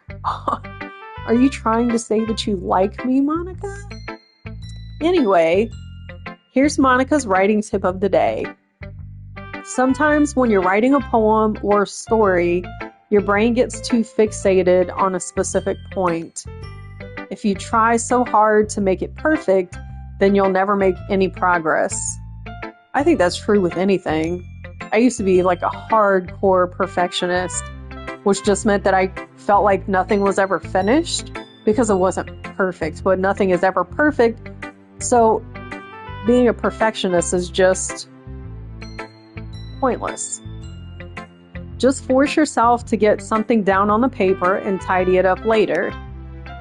Another way to think about it is this. If you keep your pen in the same spot for too long, you'll just get a big dark puddle of ink. True. So just move your hand and go with the flow. That's a good life motto. That's my advice for today. Well, at least Monica was like sweet and constructive and helpful about it. The other two were just mean. Thanks for listening. Who should I show my poem to next? Well, only Sayori is left, but they said that she should enjoy it. So finally, maybe somebody will enjoy and appreciate my poem. Oh my goodness, this is so good, Winter. She does. She loves it. I love it. I had no idea you were such a good writer. Sayori, you must be seriously overreacting. I'm not a good writer at all. I honestly have no idea what I'm doing. Well, maybe that's why. Because I have no idea what I like either. Oh, jeez. That's not quite the compliment. Yuri's opinion was way more constructive than this. Are you sure you don't like it just because I wrote it? And she's like, what are you implying? Well, I'm sure that's part of it. I think I understand you better than a lot of other people, you know? So when I read your poem, it's not just a poem, it's a winter poem. She likes me, and that makes it feel extra special. Like I can feel your feelings in it. Sayori hugs the sheet against her chest. Oh goodness. You're so weird, Sayori. She's being nice to us. Don't be like that. I'm really happy that you just wrote one. I know, right? Because I wasn't even going to join this club in the first place. It just reminds me of how you're really a part of the club now. Not to mention the fact that I'm standing in front of you in the club room. Oh, well, of course. I'm not really into it yet, but that doesn't mean I'll break my promise. Well, at least I'm a man of my word. It's like I said before, Winter, deep down, you're not selfish at all, you know? Trying new things like this for other people, that's something that only really good people do. Well, and people that like cupcakes, because that's why I came in the first place. I'm not sure if Sayori sees the full picture of my motive here. Then again, I can't deny that she's part of the reason I joined. Oh, knowing how much this means to her and all. Oh, so we do like her a little bit. I'm going to make sure you have lots of fun here, okay? That will be my way of thanking you. Okay. All right, I'm going to hold you to that then. Yay. Now you'll read my poem too, right? Don't worry, I'm really bad at this. We'll see about that. Let's see. See how I notice it, like certain words that I picked out, like sunshine and those kind of things. Like I'm seeing certain words in other people's poems. So, dear sunshine, the way you glow through my blinds in the morning It makes me feel like you missed me, kissing my forehead to help me out of bed, making me rub the sleepy from my eyes. Are you asking me to come out and play? Are you trusting me to wish away a rainy day? I look above, the sky is blue. It's a secret, but I trust you too. If it wasn't for you, I could sleep forever, but I'm not mad. I want breakfast. That could be like my poem. If it wasn't for you, I could sleep forever, but I'm not mad. I want breakfast. Hell yeah. That's the best poem yet. Sayori, this is just a guess, but did you wait until this morning to write this? She wrote it on an empty stomach first thing in the morning. No, just a little bit.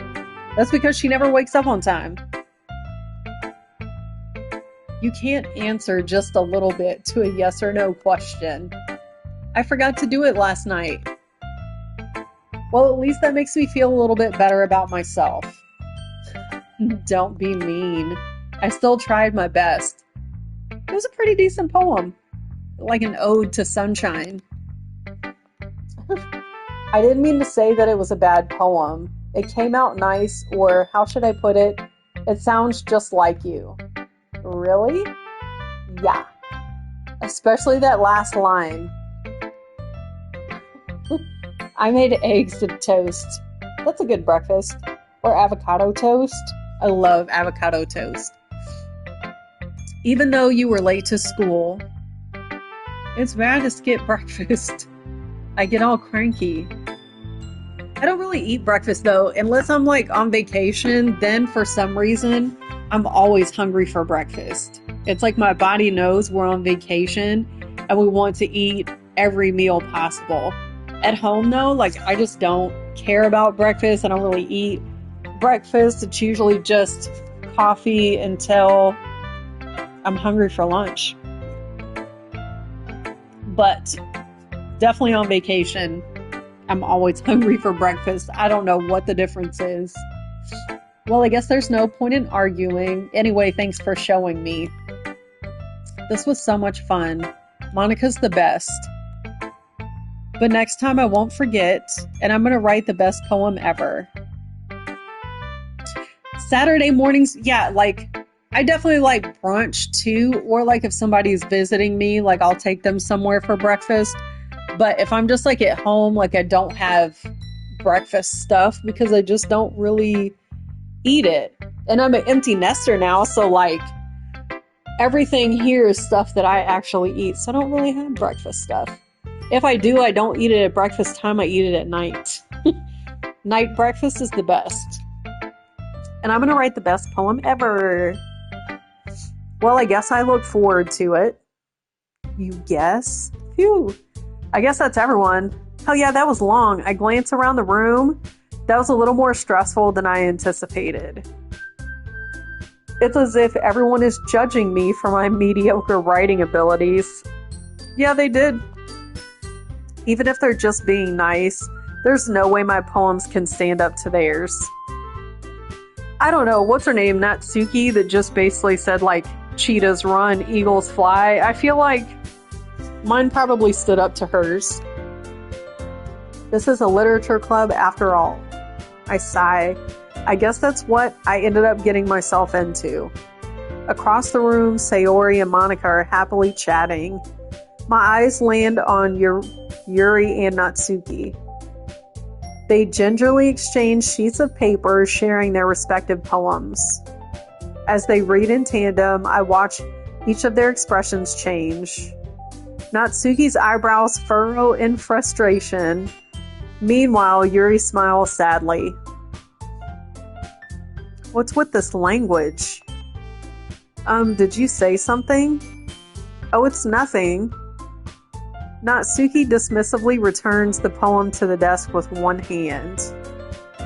I guess you could say it's fancy. Ah, thanks. Yours is cute. Cute? Did you completely miss the symbolism or something? I don't know. I feel like I did too, because I didn't get it. It wasn't deep for me. It's clearly about the feeling of giving up. Ugh, I didn't get that. How can that be cute? I know that. I just meant the language, I guess.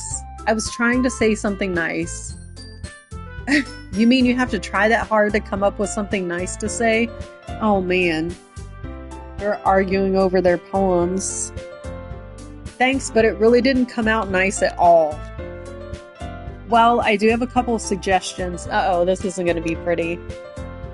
If I was looking for suggestions, I would have asked someone who actually liked it. Which people did, by the way. Sayori liked it, and Winter did too. I don't know if I would say I liked it. So based on that, I'll gladly give you some suggestions of my own. Oh shit, they're getting catty. First of all, nothing good ever starts with first of all. It's always like sass after that. If it starts with first of all, no. It's going to be a problem. Excuse me, I appreciate the offer, but I've spent a long time establishing my writing style. I don't expect it to change anytime soon, unless, of course, I come across something particularly inspiring, which I haven't yet. Ooh, that was a little bitty diss.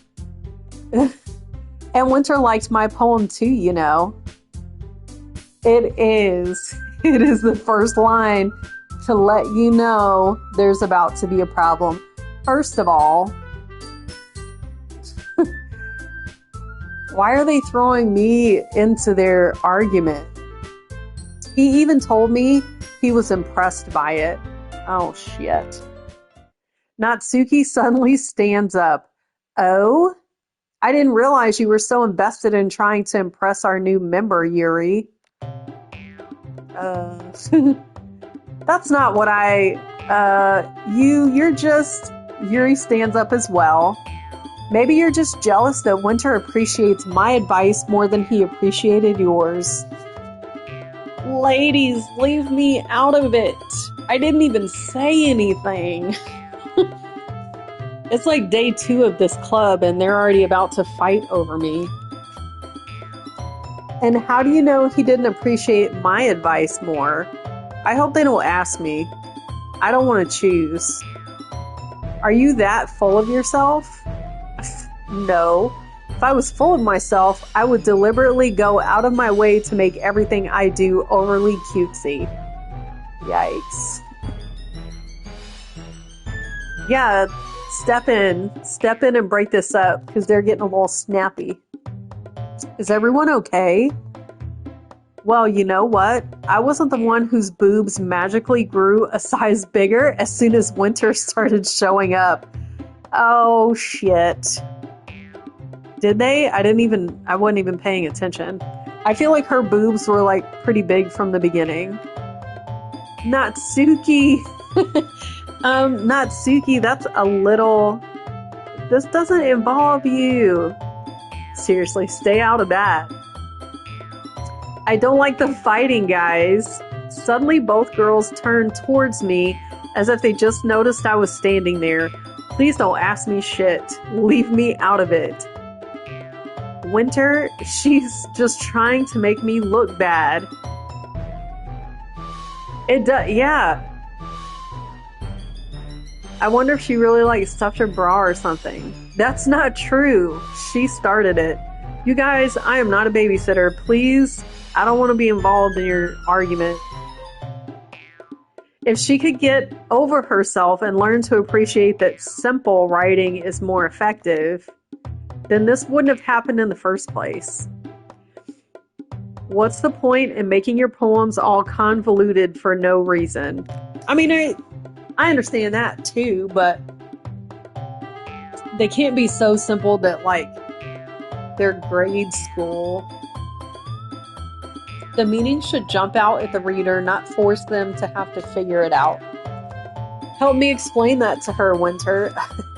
I said leave me out of it. Wait, there's a reason we have so many deep and expressive words in our language. It's the only way to convey complex feelings and meaning the most effectively. Avoiding them is not only unnecessarily limiting yourself, it's also a waste. I like the in-between. Like, I do like deep writing, but I don't want to be so confused after I read it that I don't understand what it was about. You understand that, right, Winter? You guys leave me alone. Well, yeah, I'm speechless. How did I get dragged into this in the first place? That's what I'm saying. It's not like I know anything about writing. I came for the cupcakes, ladies, remember? But whomever, oh my gosh, whomever I agree with, they'll probably think more highly of me. Oh, So of course that's going to be, okay, so here's where it gets difficult. Honestly, I like Yuri's personality in this so far more than Natsuki because she's very like defensive but also very cutesy, which is just like a contradiction. I don't know. I think on the outside she's like super cute and whatever, but she's got like a little meanness to her, and I don't know if I trust that. Should I ask Sayori to help me? She's the one that thinks the most like me. So maybe I'll ask for her help. But I would pick Yuri.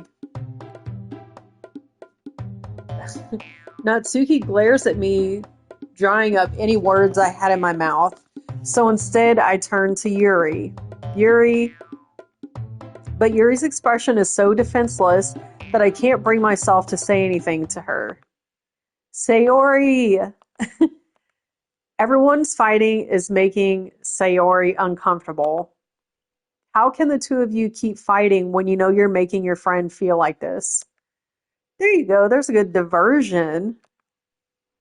Well, that's her problem. This isn't about her. See what I mean? She's just like, she's a little jabby. I agree. It's unfair for others to interject their own feelings into our conflict. Then why are you trying to bring me into it? Yeah, unless Sayori wants to tell Yuri what a stuck-up jerk she's being. She would never. It's your immaturity that's made her upset in the first place. Excuse me? Are you listening to yourself? This is exactly why nobody likes... Uh-oh. Stop. Natsuki, Yuri, you guys are my friends. I just want everyone to get along and be happy. My friends are wonderful people, and I love them because of their differences. Natsuki's poems, they're amazing because they give you so many feelings with just a few words. And Yuri's poems are amazing because they paint beautiful pictures in your head. Everyone's so talented, so why are we fighting?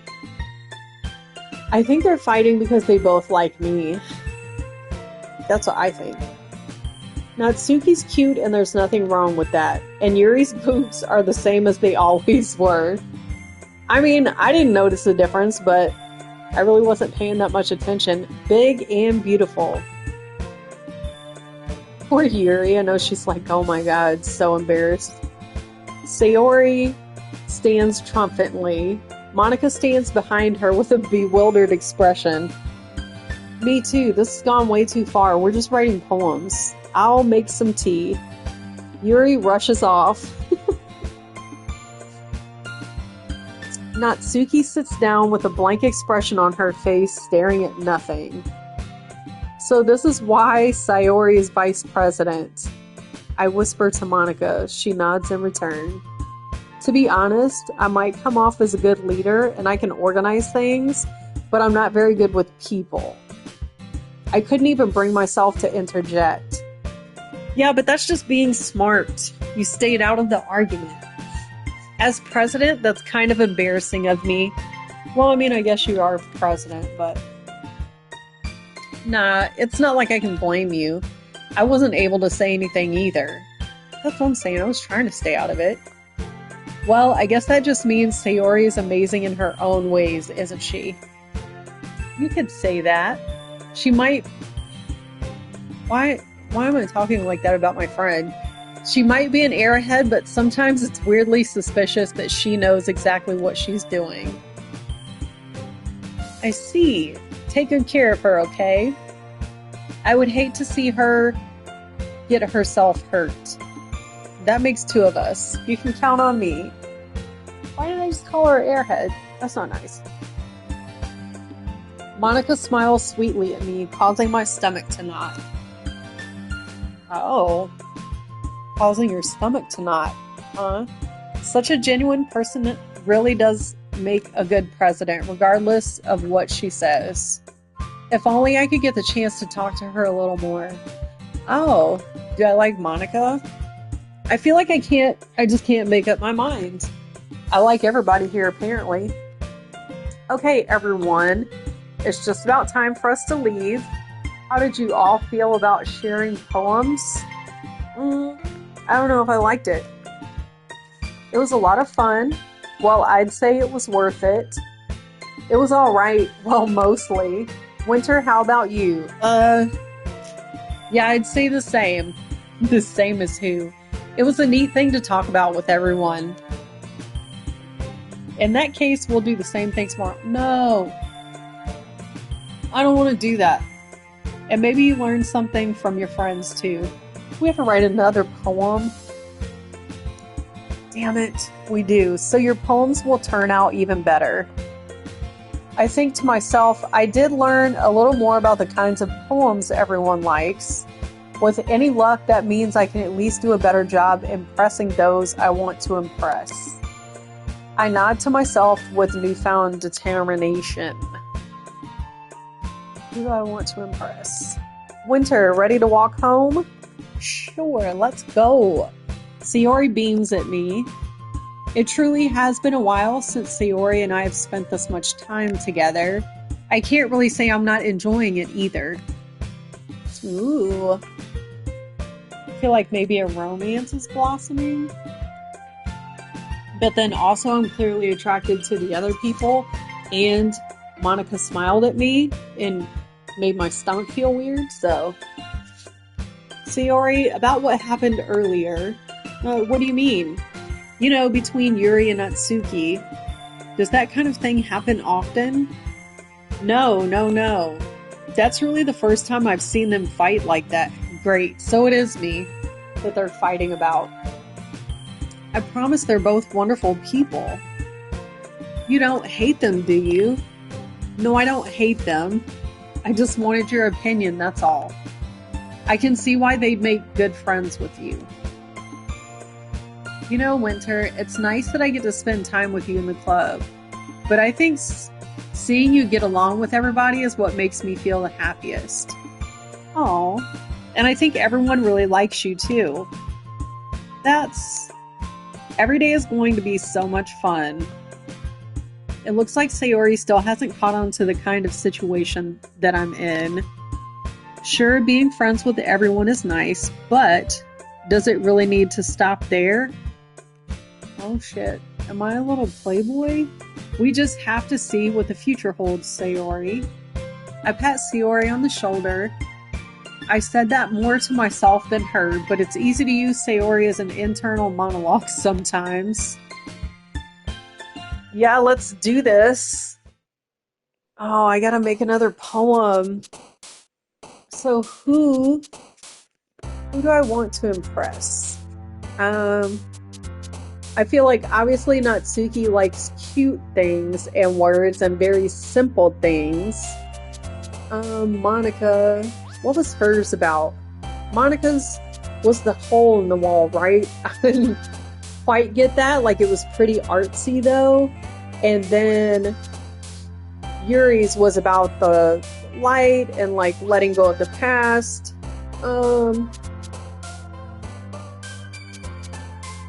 I don't know. Let's see. Empty, clumsy, giggle, playground, memories, hair, fear, climax, top, bliss. Should I pick like all naughty things this time around and see what happens? Let's do that. We're gonna pick climax. Captive, alone, fluffy, unstable, loud, after image, peaceful, infinite, candy, puppy. Let's pick unstable. They're gonna be so confused Embrace adventure, shopping whistle, eternity friends, charm, incongruent, crimson, calm. Adventure. Silly, email, games, cage, uncontrollable, childhood, misery, cry, skipping, analysis. Let's do uncontrollable. Imagination, fantasy, aura, ambient, cheeks, jumpy, rain cloud, disaster, tragedy, desire. Desire. Pleasure, breathe, disoriented, forgive, contamination, universe, music, promise, nightgown, heart. Pleasure. Fun, comfort, Papa, suicide. There's suicide again. I don't want to know what happens if I pick that. I don't. Fun, comfort, Papa, suicide, broken, raindrops, vertigo, happiness, question, frightening.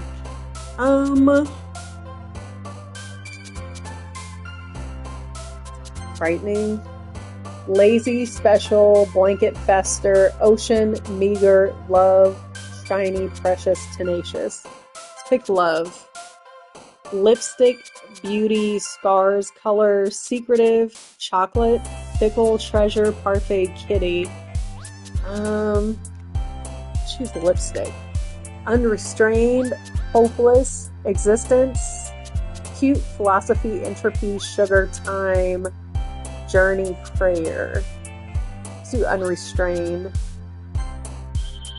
Explode, kiss, laugh, dream, vivid, wrath, portrait, intellectual, tears, floral. Let's do kiss. Sticky, bubbles. That sounds weird together. Headphones, vivacious, whisper, insight, warm, atone, dance, agonizing. Let's do whisper. This sounds like a sexy poem. Clouds, essence, whirlwind, graveyard, ribbon, mouse, unending, sweet, dazzle, death.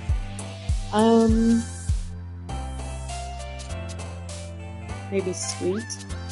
Sensation, extreme, swimsuit, waterfall, massacre, hope, marriage, inferno, misfortune, covet. Maybe sensation. Excitement, play, heaven sent, heartbeat, pink, pure, socks, lollipop, poof, incapable. Maybe heartbeat. Cheer, nature, pain, bunny, flying, party, family, passion, disarray, Valentine. Passion, of course. Determination. I wonder how they're going to feel about this sexy poem. Like, maybe at some point I'll do a super dark poem, but I'm just afraid of what direction that'll turn it. Determination, rainbow, vibrant, bouncy, vanilla, awesome, melody, hurt, wonderful, judgment. Let's do bouncy. Uncanny, peace, daydream, pout, joy, rose, amazing, anger, anxiety, strawberry. Do rose. Infallible, melancholy, milk, shame, milk, lucky, boop, landscape, summer, unrequited, sunny. I don't know. None of these really sound sexy, do they? Let's just do lucky then. Last word. Horror, marshmallow, vacation, destiny, effulgent, extraordinary, starscape, spinning, electricity, lust. Gotta pick lust, of course. Oh my god, what are these girls gonna say about this sexy poem? Another day passes and it's time for the club meeting already. I've gotten a little more comfortable here over the past couple of days. Entering the club room, the usual scene greets me. Hi, Winter. Yo, Sayori. Looks like you're in a good mood today. I'm just still not used to you being in the club, that's all. I see. That's a pretty simple thing to get you in a good mood. She just likes seeing me, that's nice. But I guess it's always the simple things with you anyway. Speaking of which, I'm kinda hungry. Will you come with me to buy a snack? No thanks. Damn. That's not like you at all. I have my reasons. What the hell? Why don't we take a look at your purse, Sayori? Why that all of a sudden? No reason, really. I just wanted to look at it. What the hell's in her purse? Sayori nervously retrieves her coin purse. She fumbles with the latch and gets it open. Then she turns it upside down and lets its contents spill onto the desk. Only 2 small coins fall out. I knew it. I can see right through you, Sayori. That's not fair. How did you even know? It's simple. If you had enough money in the first place, you wouldn't have bought a snack before coming. You would have bought a snack before coming into the club room. So either you're not hungry and wanted an excuse to take a walk, or you plan to conveniently forget that you had spent all your money so that I would lend you some. Buy the girl a snack. You're her friends. But there's one more thing. You're always hungry. And so that only leaves one option. I give up. Don't make me feel guilty. If you feel guilty, that means you deserve to feel guilty. Dang, that's mean. Now Yuri is laughing at... that's not nice. Yuri suddenly giggles.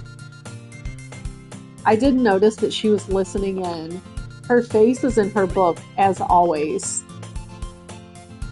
I wasn't listening or anything. It was just something in my book. Yuri... Tell Winter to let me borrow some money. Don't get me involved like that, Sayori. Yeah, that's how I felt yesterday. Besides, you should only buy what you can responsibly afford. And frankly, after pulling a mischievous little stunt like that, your suffering is fair enough retribution. Damn. I didn't mean that. I got too absorbed in my book. She said she wasn't listening.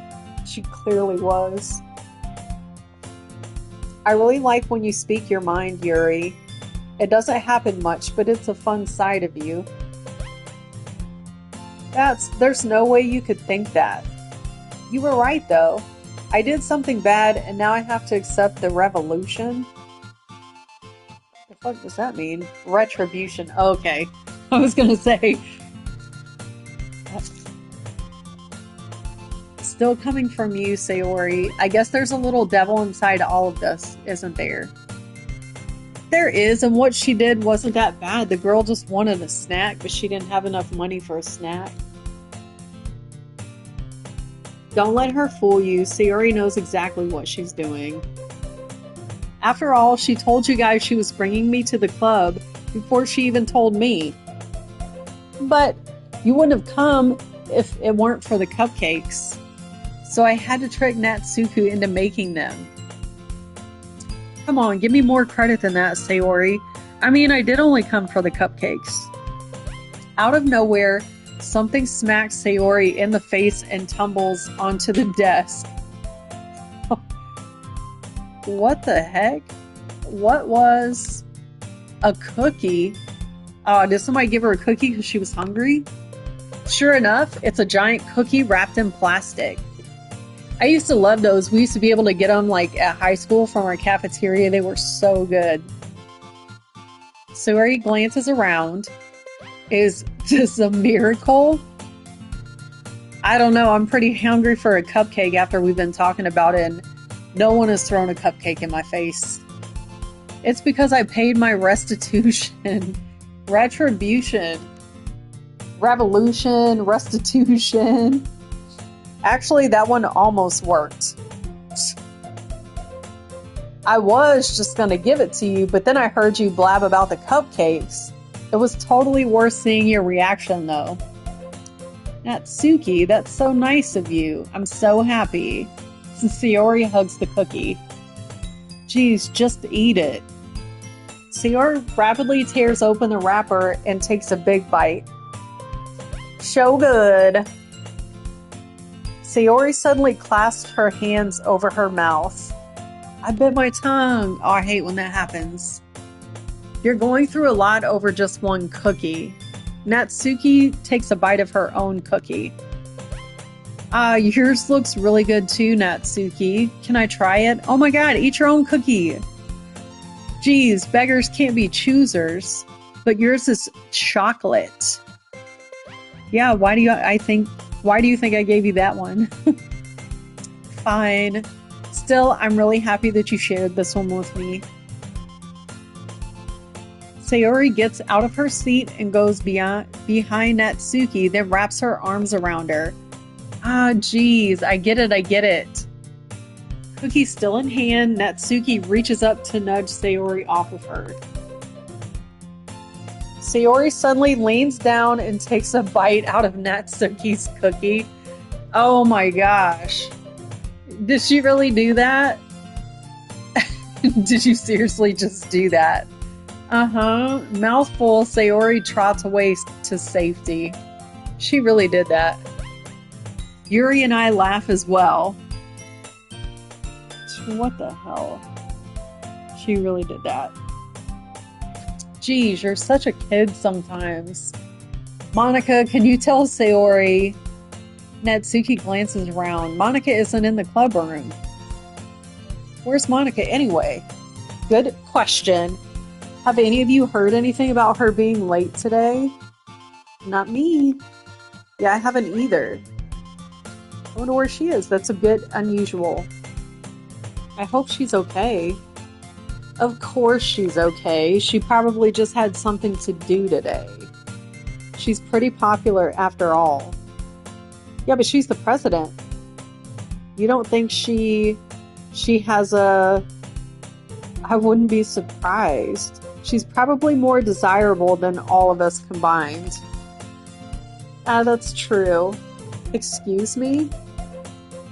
Suddenly the door swings open. Sorry, I'm super sorry. There you are. I didn't mean to be late. I hope you guys weren't worried or anything. I think we were starting to get worried. Monica chose the club over her boyfriend after all. You're so strong-willed. But boyfriend? What on earth are you talking about? Monica quizzically glances at me. Never mind that. What held you up anyway? Well, my last period today was study hall. To be honest, I just kind of lost track of time. That makes no sense, though. You would have heard the bell ring at least. I must not have heard it since I was practicing piano. Piano? I wasn't aware that you played music as well, Monica. I don't really. I just kind of started recently. I've always wanted to learn piano. My sister actually plays piano. That's myself, not the game. But yeah, she loves it and she teaches on the side sometimes too. That's so cool. You should play something for us, Monica. Monica looks at me. Maybe once I get a little bit better, I will. Yay. That sounds cool. I'd also look forward to it. Is that so? In that case, I won't let you down, Winter. Monica smiles sweetly. I didn't mean any pressure or anything like that. Don't worry. I've been practicing a whole lot recently. And I'd really love the chance to share once I'm ready. I see. In that case, best of luck. Thanks. So I didn't miss anything, did I? No, I'm about to share my super sexy poem with you ladies and see if you like it. I chose to leave out Sayori's mischievous escapade. I'm sure Natsuki will end up complaining to her anyway. It looks like everyone has already settled down. Sayori somehow already finished her entire cookie. Yuri is back to her book and Natsuki disappeared into the closet. I'm really curious to talk to Yuri a little bit more, but at the same time, I would feel bad for distracting her from reading. I catch a glimpse of the cover of her book. Ooh, what is she reading? All right, I will be right back, you guys. I'm going to take a super quick bathroom break, and I will be right back.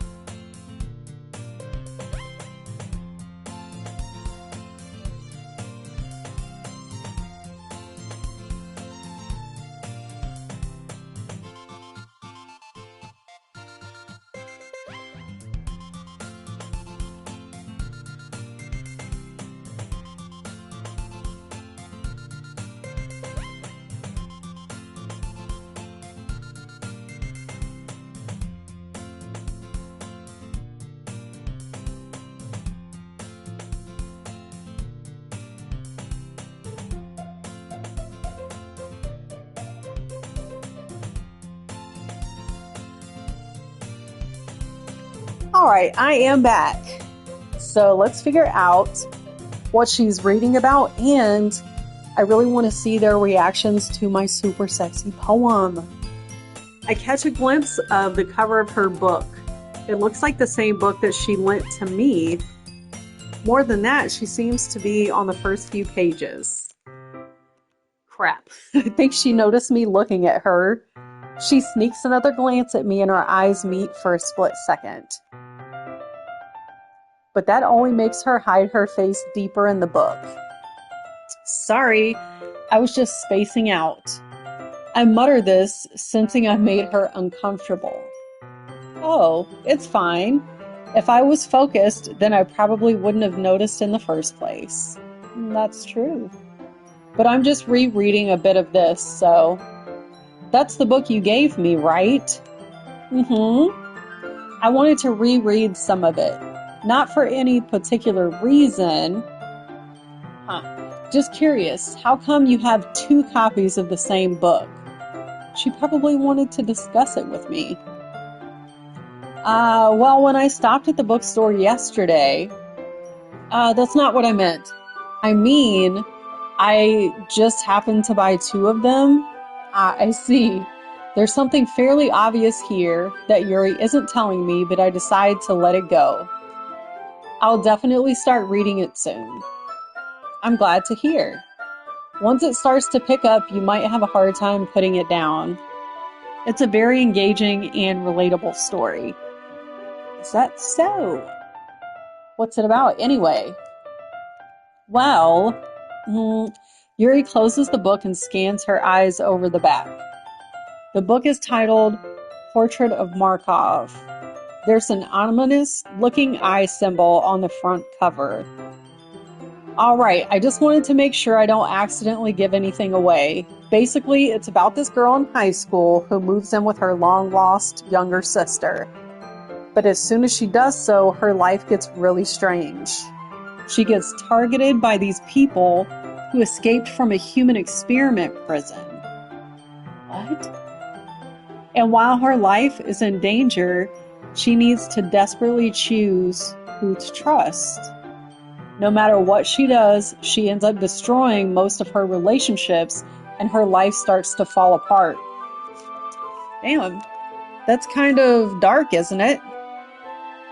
Yuri made it sound like it was going to be a nice story, so that dark turn came from nowhere. It sounds like a book I would read. Like in real life. IRL. Yuri gently giggles all of a sudden. Are you not a fan of that sort of thing, Winter? I am, I really am. No, it's not that. I mean, I can definitely enjoy those kinds of stories, so don't worry. I hope so. Yeah, I totally forgot that Yuri is into those things. She's so shy and reclusive on the outside, but her mind seems to be completely different. She does seem to be different. But it is usually, like I said, the shy and reserved people. They got a lot going on in their brain. It's just that those kind of stories, they challenge you to look at life from a strange new perspective. When horrible things happen, it's not just because someone wants to be evil, but because they have their own goals or their own philosophy that they believe in. Then suddenly, when you thought you related to the protagonist, they're made out to be the naive one for letting their one-sided morals interfere with the villain's plans. I'm rambling, aren't I? Not again. I'm sorry. Hey, don't apologize. I haven't lost interest or anything. Well, I guess it's all right then. But I feel like I should let you know that I have this problem. When I let things like books and writing fill my thoughts, I kind of forget to pay attention to other people. You get sucked in. I understand that. So I'm sorry if I end up saying something strange. And please stop me if I start talking too much. I really don't think you need to worry. That just means you're passionate about reading. The least I can do is listen. It's a literature club after all. Yeah, it is. Well, that's true. In fact, I might as well get started reading it, right? You don't have to. What are you saying? Just a moment ago, you said you were looking forward to it. Let me just get the book. I quickly retrieved the book that I had put into my bag. All right, it's fine if I sit here, right? She's sweating. She's so nervous. I slip into the seat next to Yuri's. Yeah. Are you sure? You seem a little apprehensive. I'm sorry. It's not that I don't want you to. It's just something I'm not very used to. That is, reading in company with someone. I see. Well, just tell me if I end up distracting you or anything. I think me sitting next to her is the distraction. Like, look at her little cheeks blushing. I open the book and start the prologue. I soon understand what Yuri means about reading in company. It's as if I can feel her presence over my shoulder as I read. It's not a particularly bad thing, maybe a little distracting, but the feeling is somewhat comforting. Yuri is in the corner of my eye. I realize that she's not actually looking at her own book. I glance over. It looks like she's reading from my book instead. Sorry, I was just... Yuri, you really apologize a lot, don't you? No kidding, don't say sorry, girl. I do? I don't really mean to. Sorry. I mean... Here, this should work, right? I slide my desk until it's up against Yuri's, then hold my book more between the two of them. That's kind of intimate, isn't it? Reading the same book together? Yuri timidly closes her own copy. Once we each lean in a little bit, our shoulders are almost touching. It feels like my left arm is in the way, so instead I use my right hand to hold the book open. I guess this makes it kind of difficult to turn the page. Here. Oh, she's gonna help me. Yuri takes her left arm and holds the left side of the book between her thumb and her forefinger. I do the same with my right arm on the right side of the book. Oh, getting a little close, aren't we? That way, I turn a page and Yuri slides it under her thumb after it flips to her side. But in holding the book like this, we're huddled even closer together than before. Oh, snap. It's actually kind of distracting me. It's as if I can feel the warmth of Yuri's face and she's in the corner of my vision. Are you ready? To turn the page. Oh, sorry. I think I got a bit distracted for a second. I glance over at Yuri's face again and our eyes meet. I don't know how I'll be able to keep up with her. That's okay. You're not as used to reading, right? I don't mind being patient if it takes you a bit longer. Aw, that's nice. It's probably the least I can do, since you've been so patient with me. Yeah, thanks. We continue reading. Yuri no longer asks me if I'm ready to turn the page. Instead, I just assume she finishes the page before me, so I turn it by my own volition. We continue the first chapter in silence. Even so, turning in each page almost feels like an intimate exchange. I know you guys are super close, you're reading the book together, it is kind of intimate.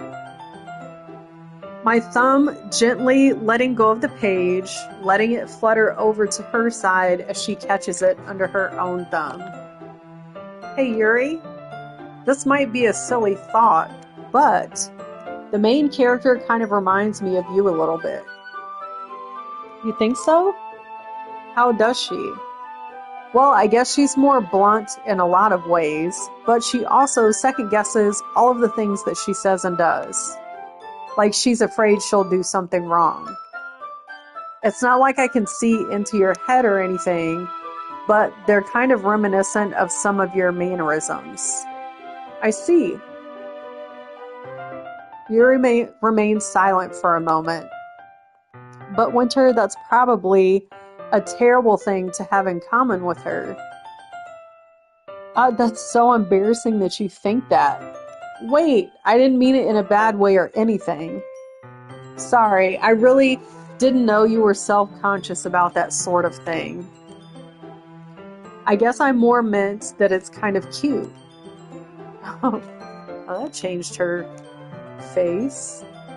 What are you saying all of a sudden? Okay, everyone. I think it's about time we shared today's poems with each other. Oh yeah, I forgot I wrote a super sexy poem and I want to see how they react to it. We might not have enough time if we wait too long. Let's get to it. Yuri exhales, Yuri exhales, spared from finishing her thoughts. Is that all right, Yuri? You look kind of down. I'm sorry if you haven't been looking forward to this. It's fine. Yuri releases her hand from the book, causing it to close on top of my thumb. All right, I guess I'll do some more reading tonight. Or would you prefer I only read it with you? I guess I don't have too much of a preference either way. In that case, I'll read a little bit more tonight. It'll be more fun to read with you after it picks up a bit, you know? That's good reasoning. In that case, feel free to finish the first 2 chapters in your own time. Alrighty, I stand up, I make a mental note of where I left off in the book, and then slip it back into my bag.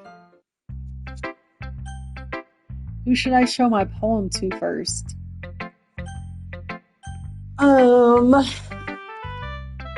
Let's show it to Yuri. I mean, we just finished reading with her. Let's see what you've written for today.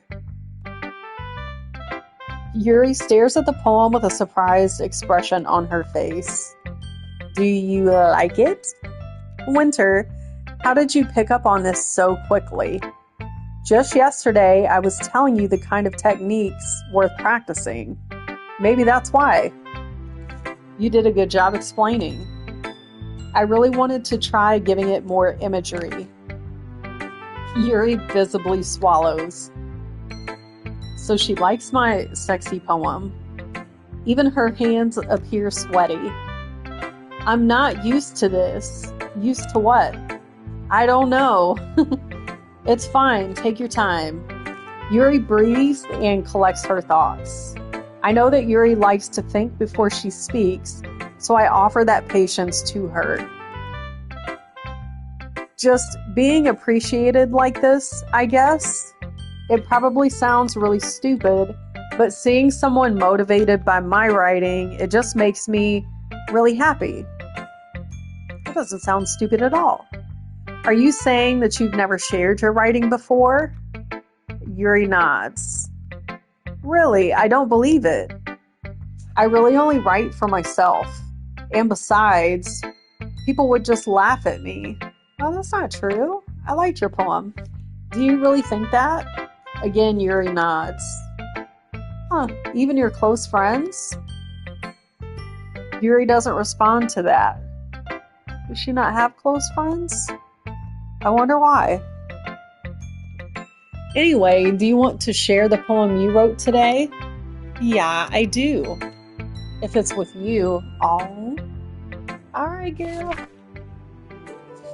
The raccoon. Hold on, I need a drink of water. This is like very talkative heavy, so if you're dealing with this with me, I appreciate you. It is a visual novel though, so that makes sense. Okay, here we go. The raccoon. It happened in the dead of night while I was slicing bread for a guilty snack. My attention was caught by the scuttering of a raccoon outside my window. That was, I believe, the first time I noticed my strange tendencies as an unordinary human. I gave the raccoon a piece of bread, my subconscious well aware of the consequences. Yeah, that raccoon is your pet now. I think it's like National Raccoon Day or something too. Like not even joking. I think October 1st is like National Raccoon Day, so this is perfect. Don't ask me why there's a National Raccoon Day. I'm just saying. I think it's a thing. Let's see. well aware that a raccoon that is fed will always come back for more. The enticing beauty of my cutting knife was the symptom. The bread, my hungry curiosity. The raccoon, an urge. The moon increments its phase and reflects that much more light off of my cutting knife. The very same light that glistens in the eyes of my raccoon friend. I slice the bread, fresh and soft. The raccoon becomes excited, or perhaps I'm merely projecting my emotions onto the newly satisfied animal. The raccoon has taken to following me. You could say that we've gotten quite used to each other. The raccoon becomes hungry more and more frequently, so my bread is always handy. Every time I brandish my cutting knife, the raccoon shows me its excitement. A rush of blood, classic Pavlovian conditioning. I slice the bread and I feed myself again. All right. Okay, Yuri.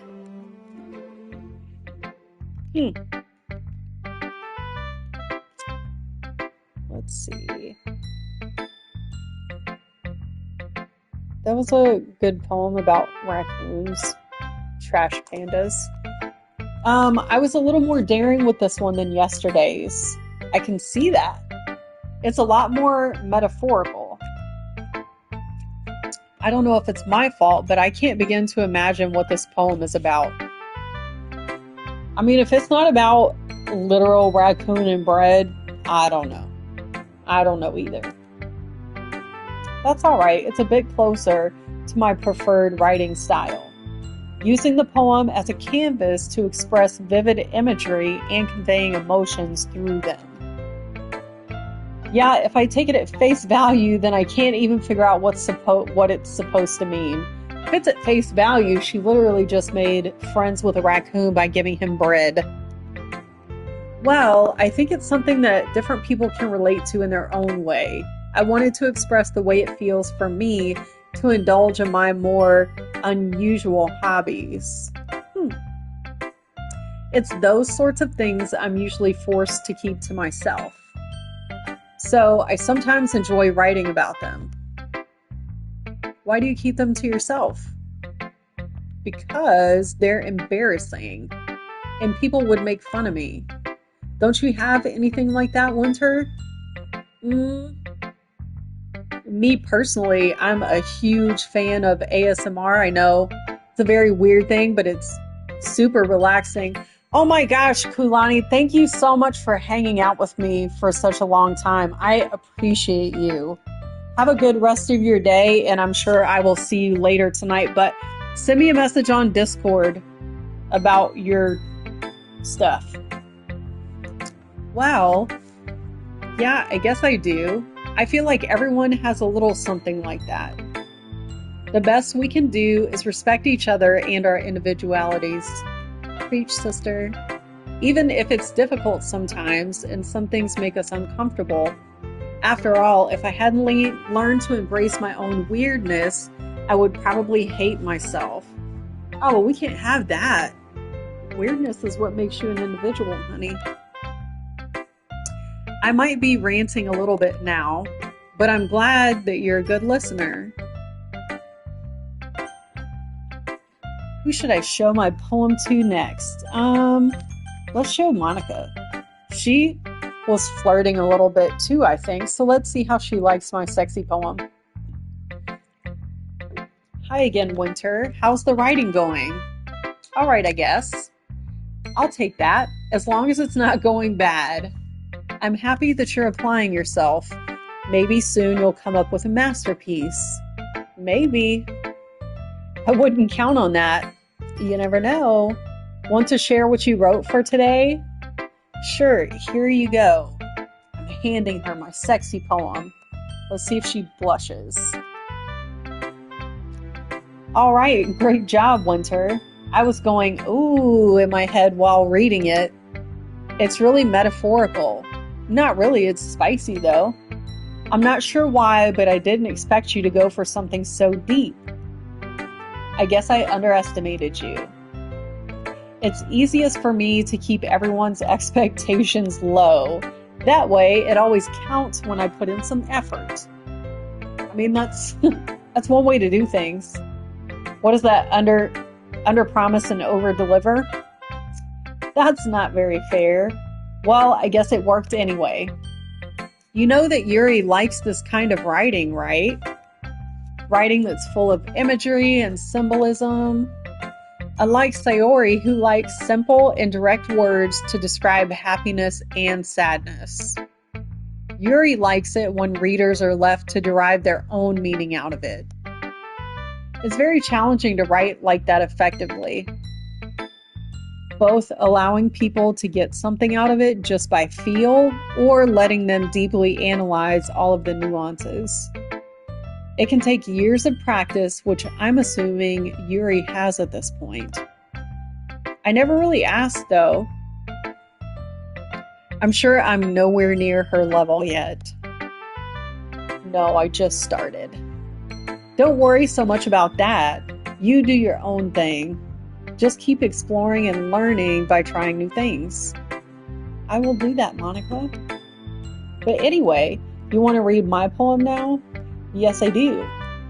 I like the way this one turned out, so I hope you do too. Let's see it. Save me. The colors, they won't stop. Bright, beautiful colors. Flashing, expanding, piercing. Red, green, blue. An endless cacophony. Oh my gosh. Cacophony of meaningless noise. The noise, it won't stop.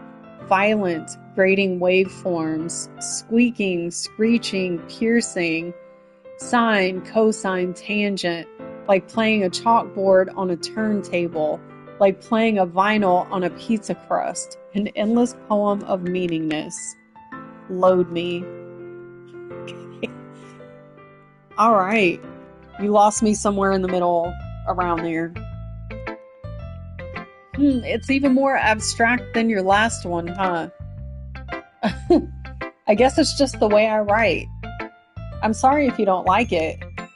No, I never said that. It's just a kind of thing I've never really seen before, I guess. I kind of like playing with my space on the paper. Choosing where and how to space your words can totally change the mood of the poem. It's almost like magic. The way I wrote the lines, really short, makes it feel like they're trying to speak over the noise. I see. It's still hard for me to tell what it's about, though. That's true. I thought I knew where it was going, and then it just like fucking exploded, and I'm not sure what that was about. Sometimes asking what a poem is about isn't the right question. A poem can be as abstract as a physical expression of a feeling or a conversation with the reader. So putting it that way, not every poem is about something. Okay, that's deep. Anyway, here's Monica's writing tip of the day. Sometimes you'll find yourself facing a difficult decision. When that happens, don't forget to save your game. Shit. Okay. That's a good tip. You never know when you might change your mind. Okay, that's good to know. So definitely certain decisions that I'm going to be faced with, they'll have a different outcome depending on what I choose. So, good tip, Monica. Thank you. Wait, is this tip even about writing? Yeah, I don't know. But I appreciate you. What am I even talking about? That's my advice for today. All right, thank you, Monica. Thanks for listening. Who should I show my poem to next? Natsuki, I guess. Let's see another one of her simple, cute poems. Well, it's not really any worse than your last one. Well, I knew she wasn't going to like it. But I can't really say it's any better either. Man, she is tough. Tough crowd. A few what? Well, anything that isn't a train wreck, I'll take as a win. And I get the feeling you're probably the most critical. Yeah, she is. Hey, what makes you... Wait, maybe that was a compliment? I'm glad to see someone recognizes my experience. I don't know if that's what I was saying, but sure. Well then, keep practicing and maybe you'll be as good as me someday. You know what, Natsuki? Maybe you're right. That's something tells me Natsuki completely missed the point. She did for sure. Come to think of it, this kind of reminds me of Sayori's poem from yesterday. There's no way. It wasn't anything like her poem from yesterday. You think so? Yeah, well, I guess if you've been friends with her for so long, you might be on the same wavelength. But you never really struck me as her type. Sayori has a type all of a sudden? Well, I don't know, but honestly, how can someone so fluffy spend so much time with someone like you? What does that mean? It's like she's dragging away around a dead weight. Man. She is constantly throwing jabs in my direction. That was a little unnecessary. But think of it this way. If it weren't for me, she would probably just fly away like letting go of a balloon. You could say we each take care of each other in our own way. Whatever it is, I don't get it. You know what? I don't get you, Natsuki, okay? Oh yeah, I guess I'm supposed to show you my poem. Yeah, let's see this genius piece of writing. Jesus, why is this so long? Amy likes spiders. You know what I heard about Amy? Amy likes spiders. Icky, wriggly, hairy, ugly spiders. That's why I'm not friends with her. Amy has a cute singing voice. I heard her singing my favorite love song. Every time she sang the chorus, my heart would pound to the rhythm of the words. But she likes spiders. That's why I'm not friends with her. One time, I hurt my leg really bad. Amy helped me up and took me to the nurse. I tried not to let her touch me. She likes spiders, so her hands are probably gross. That's why I'm not friends with her. Amy has a lot of friends. I always see her talking to people. She probably talks about spiders. What if her friends start to like spiders too? That's why I'm not friends with her. It doesn't matter if she has other hobbies. It doesn't matter if she keeps it private. It doesn't matter if it doesn't hurt anyone. It's gross. She's gross. The world is a better off without spider lovers. And I'm going to tell everyone.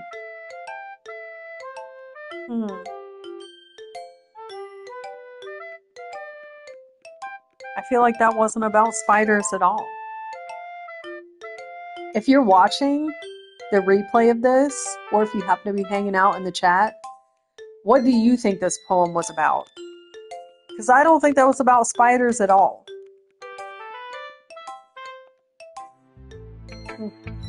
Not bad, right? It's quite a bit longer than yesterday's. Yesterday's was way too short. I was just warming up. I hope you didn't think that was the best I could do. I actually did, but this one was better, I felt like. This one made me think a little bit more. No, of course not. Anyway, the message is pretty straightforward in this poem. I doubt I have to explain it. Maybe it's just people that are different from you. You know, something that you don't agree with. They live their life in a way that you don't agree with, or they follow something you don't agree with. That's what I took from it. So even if you find like things about them that you do like or you do admire, and you see that other people are interacting with them as well, like you yourself don't, you can't let go of whatever it is you disagree with about them or their lifestyle or whatever. Sometimes you can explain complicated issues with much simpler analogies. I did get that this time, Natsuki, I did. And it helps people realize how stupid they're being. Got that too. Like, anyone would agree that the subject of this poem is an ignorant jerk. Yes, I agree. Do you know people like that? Unfortunately, I do, yes. Of course, it's about how everyone thinks that doesn't matter. It can be about anything. I wrote it to be easy to relate to. Everyone has some kind of weird hobby or guilty pleasure. Something that you're afraid if people find out, they'd make fun of you or think less of you. But that just makes people stupid. Who cares what someone likes as long as they're not hurting anyone and it makes them happy? Amen. I agree. Let people live their lives. I think people really need to learn to respect others for liking weird things. Huh, that's funny. Yuri wrote about something similar today. She did. Huh. Did you say Yuri? Yeah. She said her poem was about an unusual hobby of hers. I didn't really get it, but she said something similar to you. That people shouldn't make each other feel insecure about those things. Really? Well, I mean, Yuri's pretty weird, so I wouldn't doubt that she has some weird hobbies. You literally just said we shouldn't judge each other for that. Not that there's anything wrong with that. Okay, good. It's not like I would judge her or anything. I hope not. You literally just wrote a poem about not doing that. Natsuki has trouble finding words. I guess I should try not to be so mean to her. If she feels insecure about her weird behaviors and stuff, I mean, I always hate people who make me feel insecure. And Yuri made me feel insecure yesterday. But the way you put it, it sounds like she's learned her lesson. Well, I would say so. Even if her writing style is really different, I'm sure she'll appreciate the message in your poem. It's what I do best after all. I don't like writing unless there's a good message to take away from it. Like, conveying emotions is important, but I want to make people think, not just feel. Remember that. I'm going to write a good one for tomorrow too, so look forward to it. I do look forward to it. That was a pretty thoughtful poem, actually.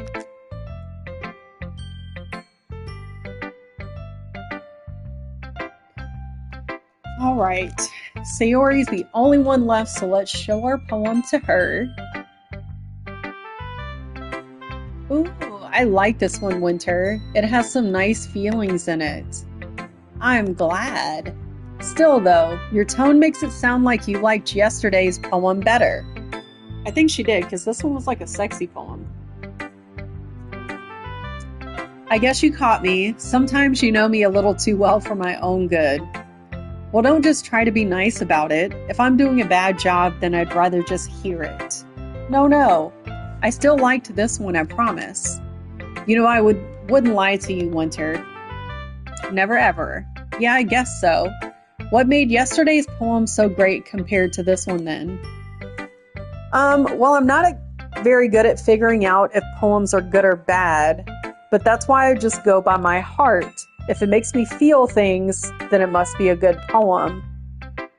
I'm not sure that's how it works. I'm not sure that's how it works either, but then again, I guess conveying feelings is a pretty important part of this whole thing. Yeah, maybe. Honestly, I don't even know what kind of writing you like in the first place. Yeah, me neither. Okay, that's not helpful. Why don't you at least try giving it some thought? You want to write something for me? That's so sweet. Yeah, right. But you're always thinking about other people. You need to think about yourself once in a while. If you don't, you might end up getting hurt at some point. That's true. Well, I don't really know what you mean, but I'll try to keep it in mind. Well, whatever. Anyway, let's see. I guess I like happy poems. Wait, sometimes I like sad poems too. Sometimes a little of both. There's a word for that, right? What's the word I'm looking for? Bittersweet.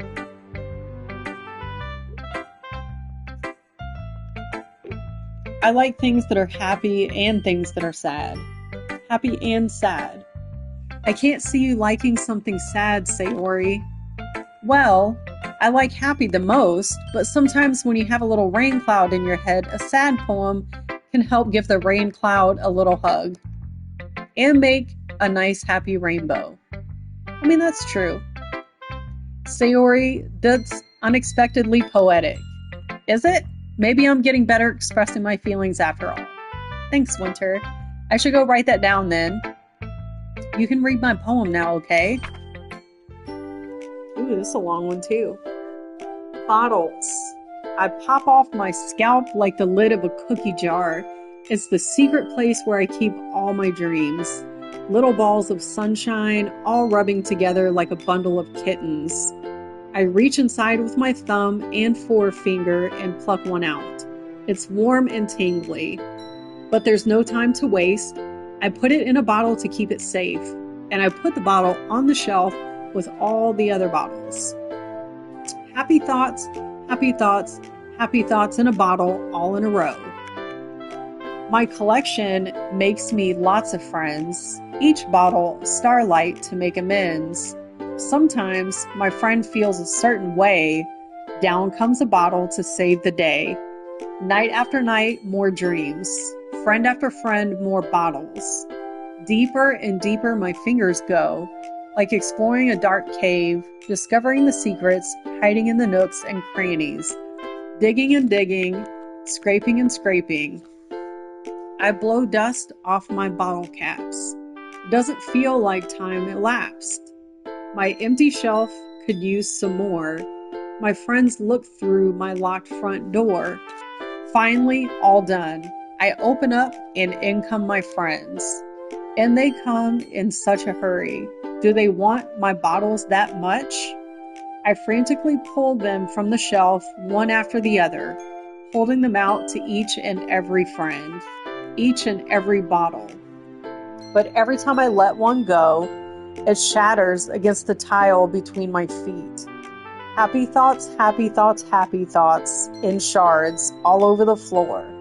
They were supposed to be for my friends who aren't smiling. They're all shouting, pleading, something, but all I hear is echo, echo, echo, echo, echo inside my head. That's kind of sad.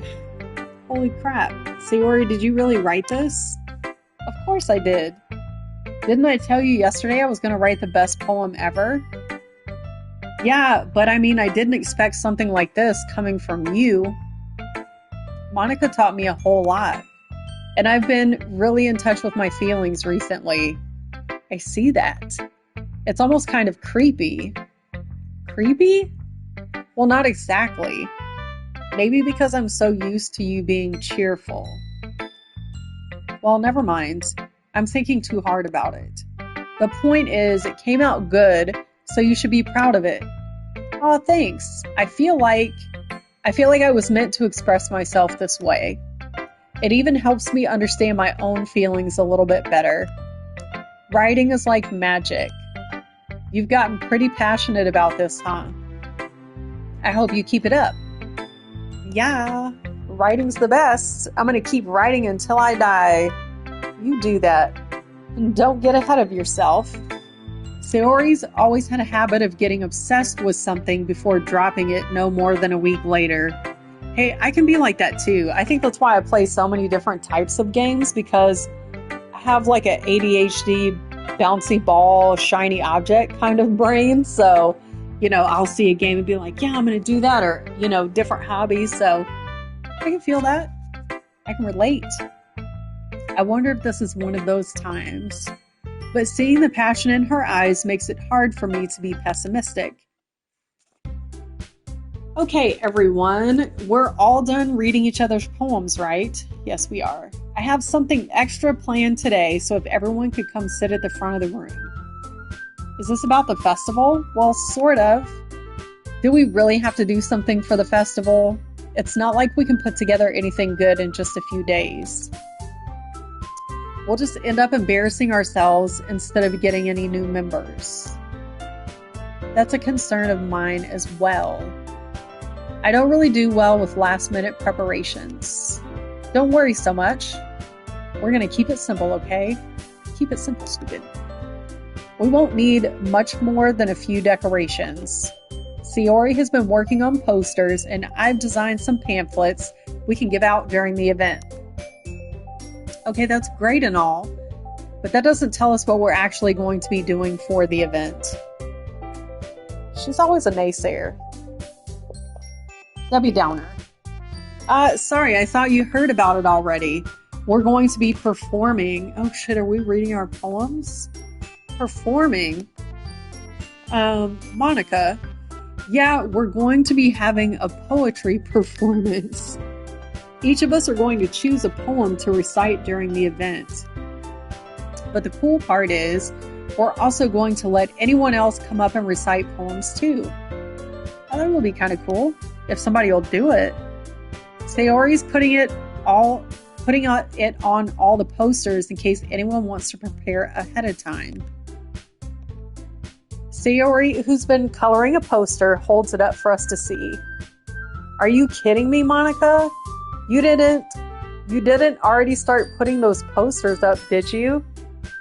Well, I did. Do you really think it's that bad of an idea? I don't think so.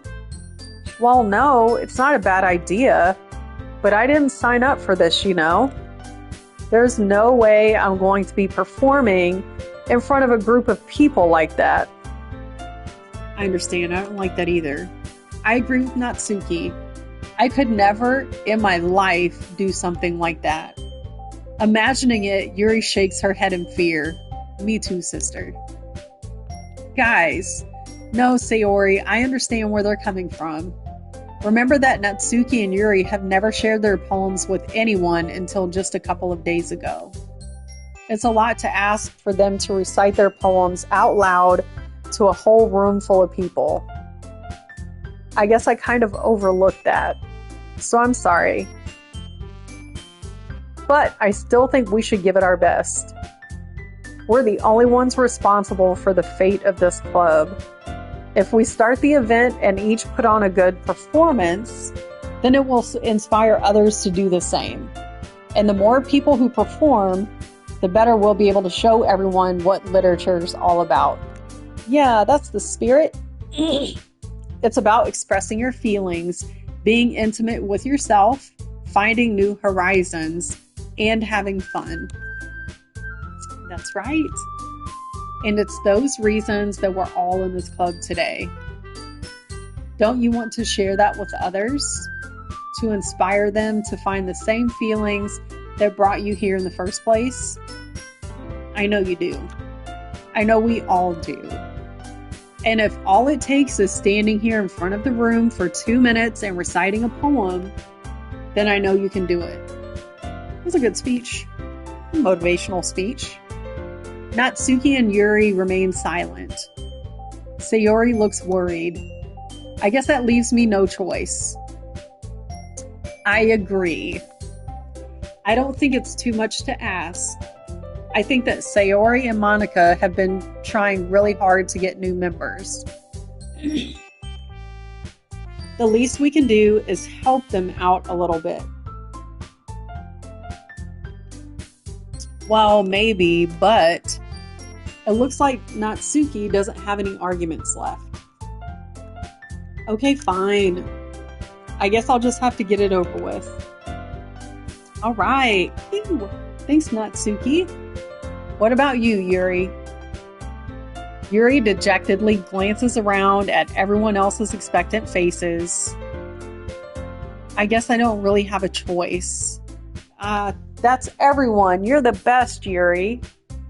This club is seriously going to be the death of me. Oh gosh, you'll be fine, Yuri. But anyway, let's move on to the main event. I want each of you to choose a poem of yours. We're going to practice reciting them in front of each other. No way. Better to do it in front of each other than to just get up in front of the crowd and wing it. Monica, this is too sudden. Well, if you can't recite your poem in front of the club, How do you expect to do it in front of strangers? Exactly. Oh no, don't worry. I'll start off to help everyone feel a little more comfortable. Can I go next? Of course. Now, let's see. Monica flips through her notebook to the specific poem she has in mind for herself. She then stands behind the podium. The title of this poem is The Way They Fly. Ahem. Monica begins to recite her poem. Her clear, confident voice fills the room. More than that, her inflection is pristine. She knows exactly how to apply emotion behind each line she recites, bringing the words to life. Is this something she's done before, or is she simply a natural? I glance around me. Everyone has their eyes on Monica. Sayori looks amazed. Yuri has an intense expression on her face that I don't understand. Finally, Monica finishes their recitation. The four of us applaud. Monica takes a breath and smiles. That was so good, Monica. Thank you very much. I was just hoping to set a good example. Are you ready to go next, Sayori? I'll go next. Okay, Yuri. Yuri is fired up all of a sudden. Yuri clutches a sheet of paper between her hands and stands up. Keeping her head down, she walks quickly over to the podium. This poem is called... Yuri anxiously glances at each of us. You can do it, Yuri. It's called After Image of a Crimson Eye. Yuri's voice shakes as she starts reading the poem. That's exactly what happens to me whenever I'm speaking in public. Just a moment ago, she practically refused to do this. Why is she suddenly putting in so much effort? As Yuri gets past the first couple of lines, her voice changes. It's almost like what happens when Yuri gets absorbed into her books. Her quivering words transform into the sharp syllables of a fierce and confident woman. The poem is full of twists and turns in its structure that she enunciates with perfect timing. This must be a rare glimpse into the whirling fire Yuri keeps concealed inside her head. Suddenly, she's finished. Everyone is stunned. Yuri snaps back into reality and glances around her as if she bewildered even herself. It's up to me to save this situation. I'm the first to start applauding. Everyone joins me afterward and we give Yuri the recognition she deserves. Oh, good for you guys. It's not that we didn't want to applaud for her, but we were caught so off guard that we must have forgotten. As we applaud, Yuri holds the poem to her chest and rushes back to her seat. Yuri, that was really good. Thank you for sharing. Looks like Yuri is down for the count. Okay, I guess I'm next then. Sayori hops out of her chair and cheerfully walks to the podium. This one is called My Meadow.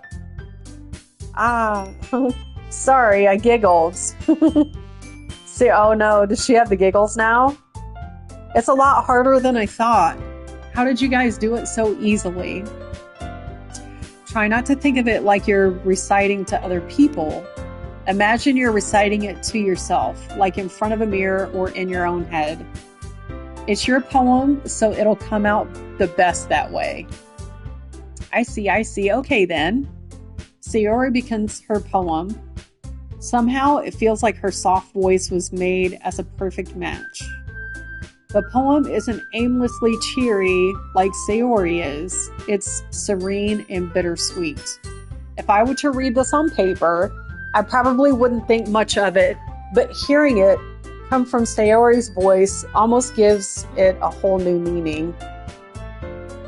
Maybe this is what Sayori meant when she said she likes my poems. It's like I get to reach more deeply into someone I thought I knew through and through. Sayori finishes and we applaud. I did it! Good job, Sayori. Even Winter liked it. I guess that's a good sign. What does that even mean? You guys are probably, some of you might remember, but there used to be a Life cereal commercial where there's a little kid named Mikey, and he was like super picky about everything, but he loved Life cereal, and the whole like commercial was like, Mikey likes it. That's what that just reminded me of. What does that even mean? It came out nicely, Sayori. The atmosphere of the poem fits you very nicely, but it might be that other poems wouldn't work quite as well with that kind of delivery. I don't really understand. In other words, I've seen poems of yours that were sort of gentle delivery, where that sort of gentle delivery wouldn't work as well. They might need a little more force behind them depending on what you're reading. Oh, I know what you mean. Well, I've been practicing that kind of thing. It's just embarrassing to do in front of everyone.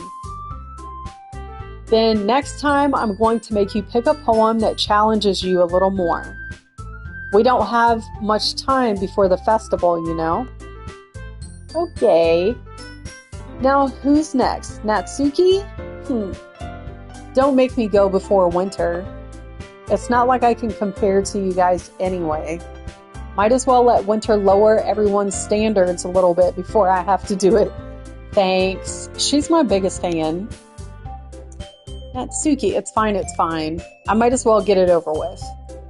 But it's not like I have much of a selection of what to read. I'll just have to go with what I wrote for today. I stand up and step in front of the podium. Everyone has their eyes on me, making me feel terribly awkward. I recite my poem. Since I'm not exactly confident in my own writing, it's hard to put energy into it. Despite that, once I finish, I receive applause anyway. Sorry, I'm not really as good as everyone else. Don't worry about it so much. I think it's less about your abilities and more about your lack of confidence in your writing. That's something that'll improve over time, though. Yeah, maybe. All right, then. That just leaves you, Natsuki. Yeah, I'm going. Natsuki begrudgingly gets out of her seat and makes her way to the podium.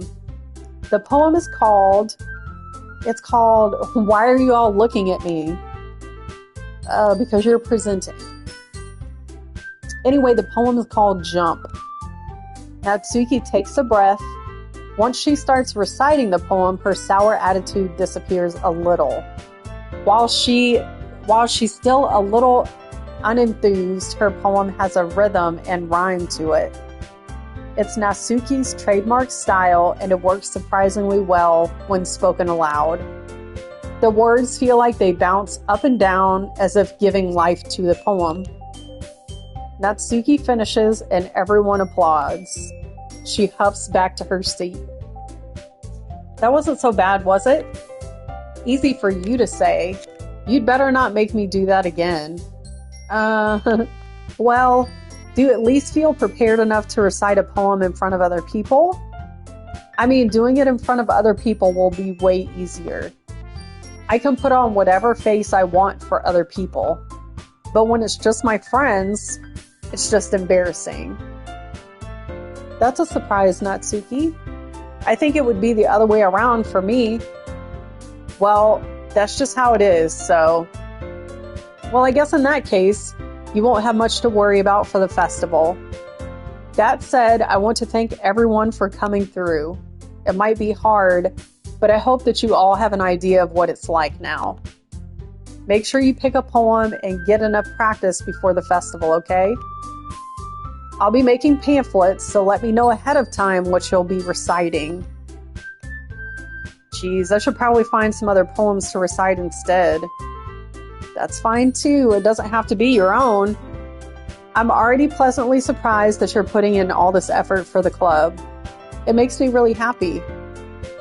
Yeah, no problem. Okay, everyone.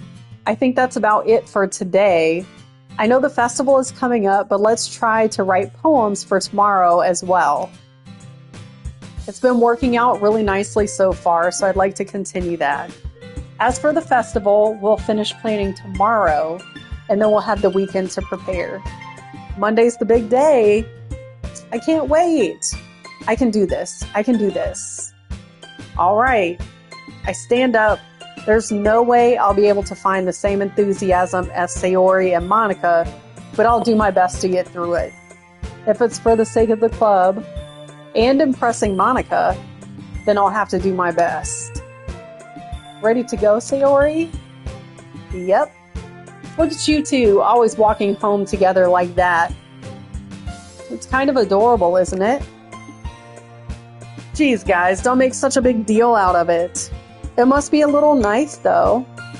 Well, how am I supposed to respond to that? It's okay, Winter, you don't have to say it. Whatever, let's go already. I walk home with Sayori once more. Even though it's only been a few days, a lot of things have already changed.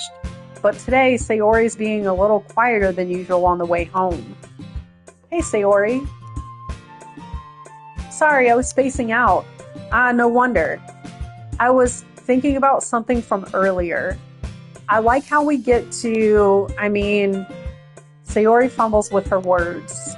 So let's just say that one day, Yuri asked to walk home with you. Huh? What would you do? What kind of question is that? You're kind of putting me on the spot here. No. I want to save. Oh, I didn't mean to pick that, but oh well. Walking home with Yuri, huh? Why does the thought of that make my heart pound?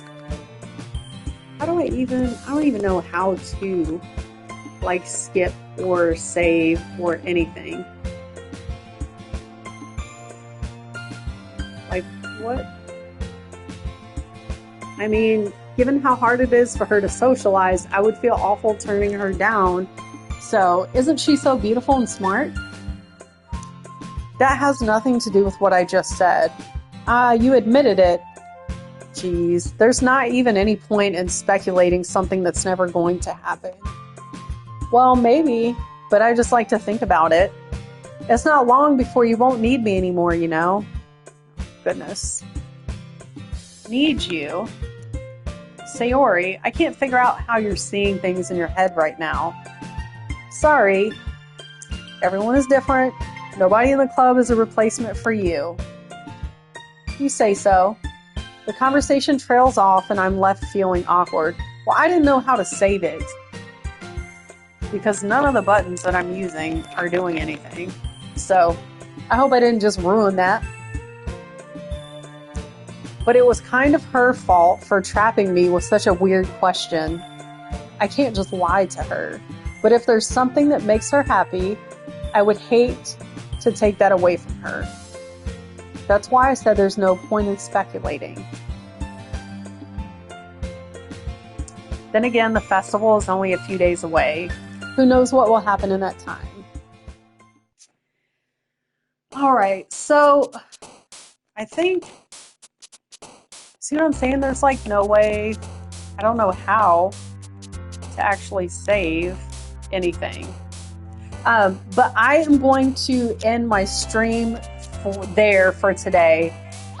Thank you for everyone who hung out with me. This was unlike any other game that I've played before. It was like a visual novel kind of game. So it was, very text heavy. So thank you for hanging out with me. We haven't quite gotten to the psychological horror part that everybody warns me about. So we'll keep playing together. We'll see how this twists and turns and how things kind of develop. But I will be on vacation for the next week and a half, couple of weeks. So thank you for hanging out with me before I leave, and I will see you guys soon. Have a great day. Bye.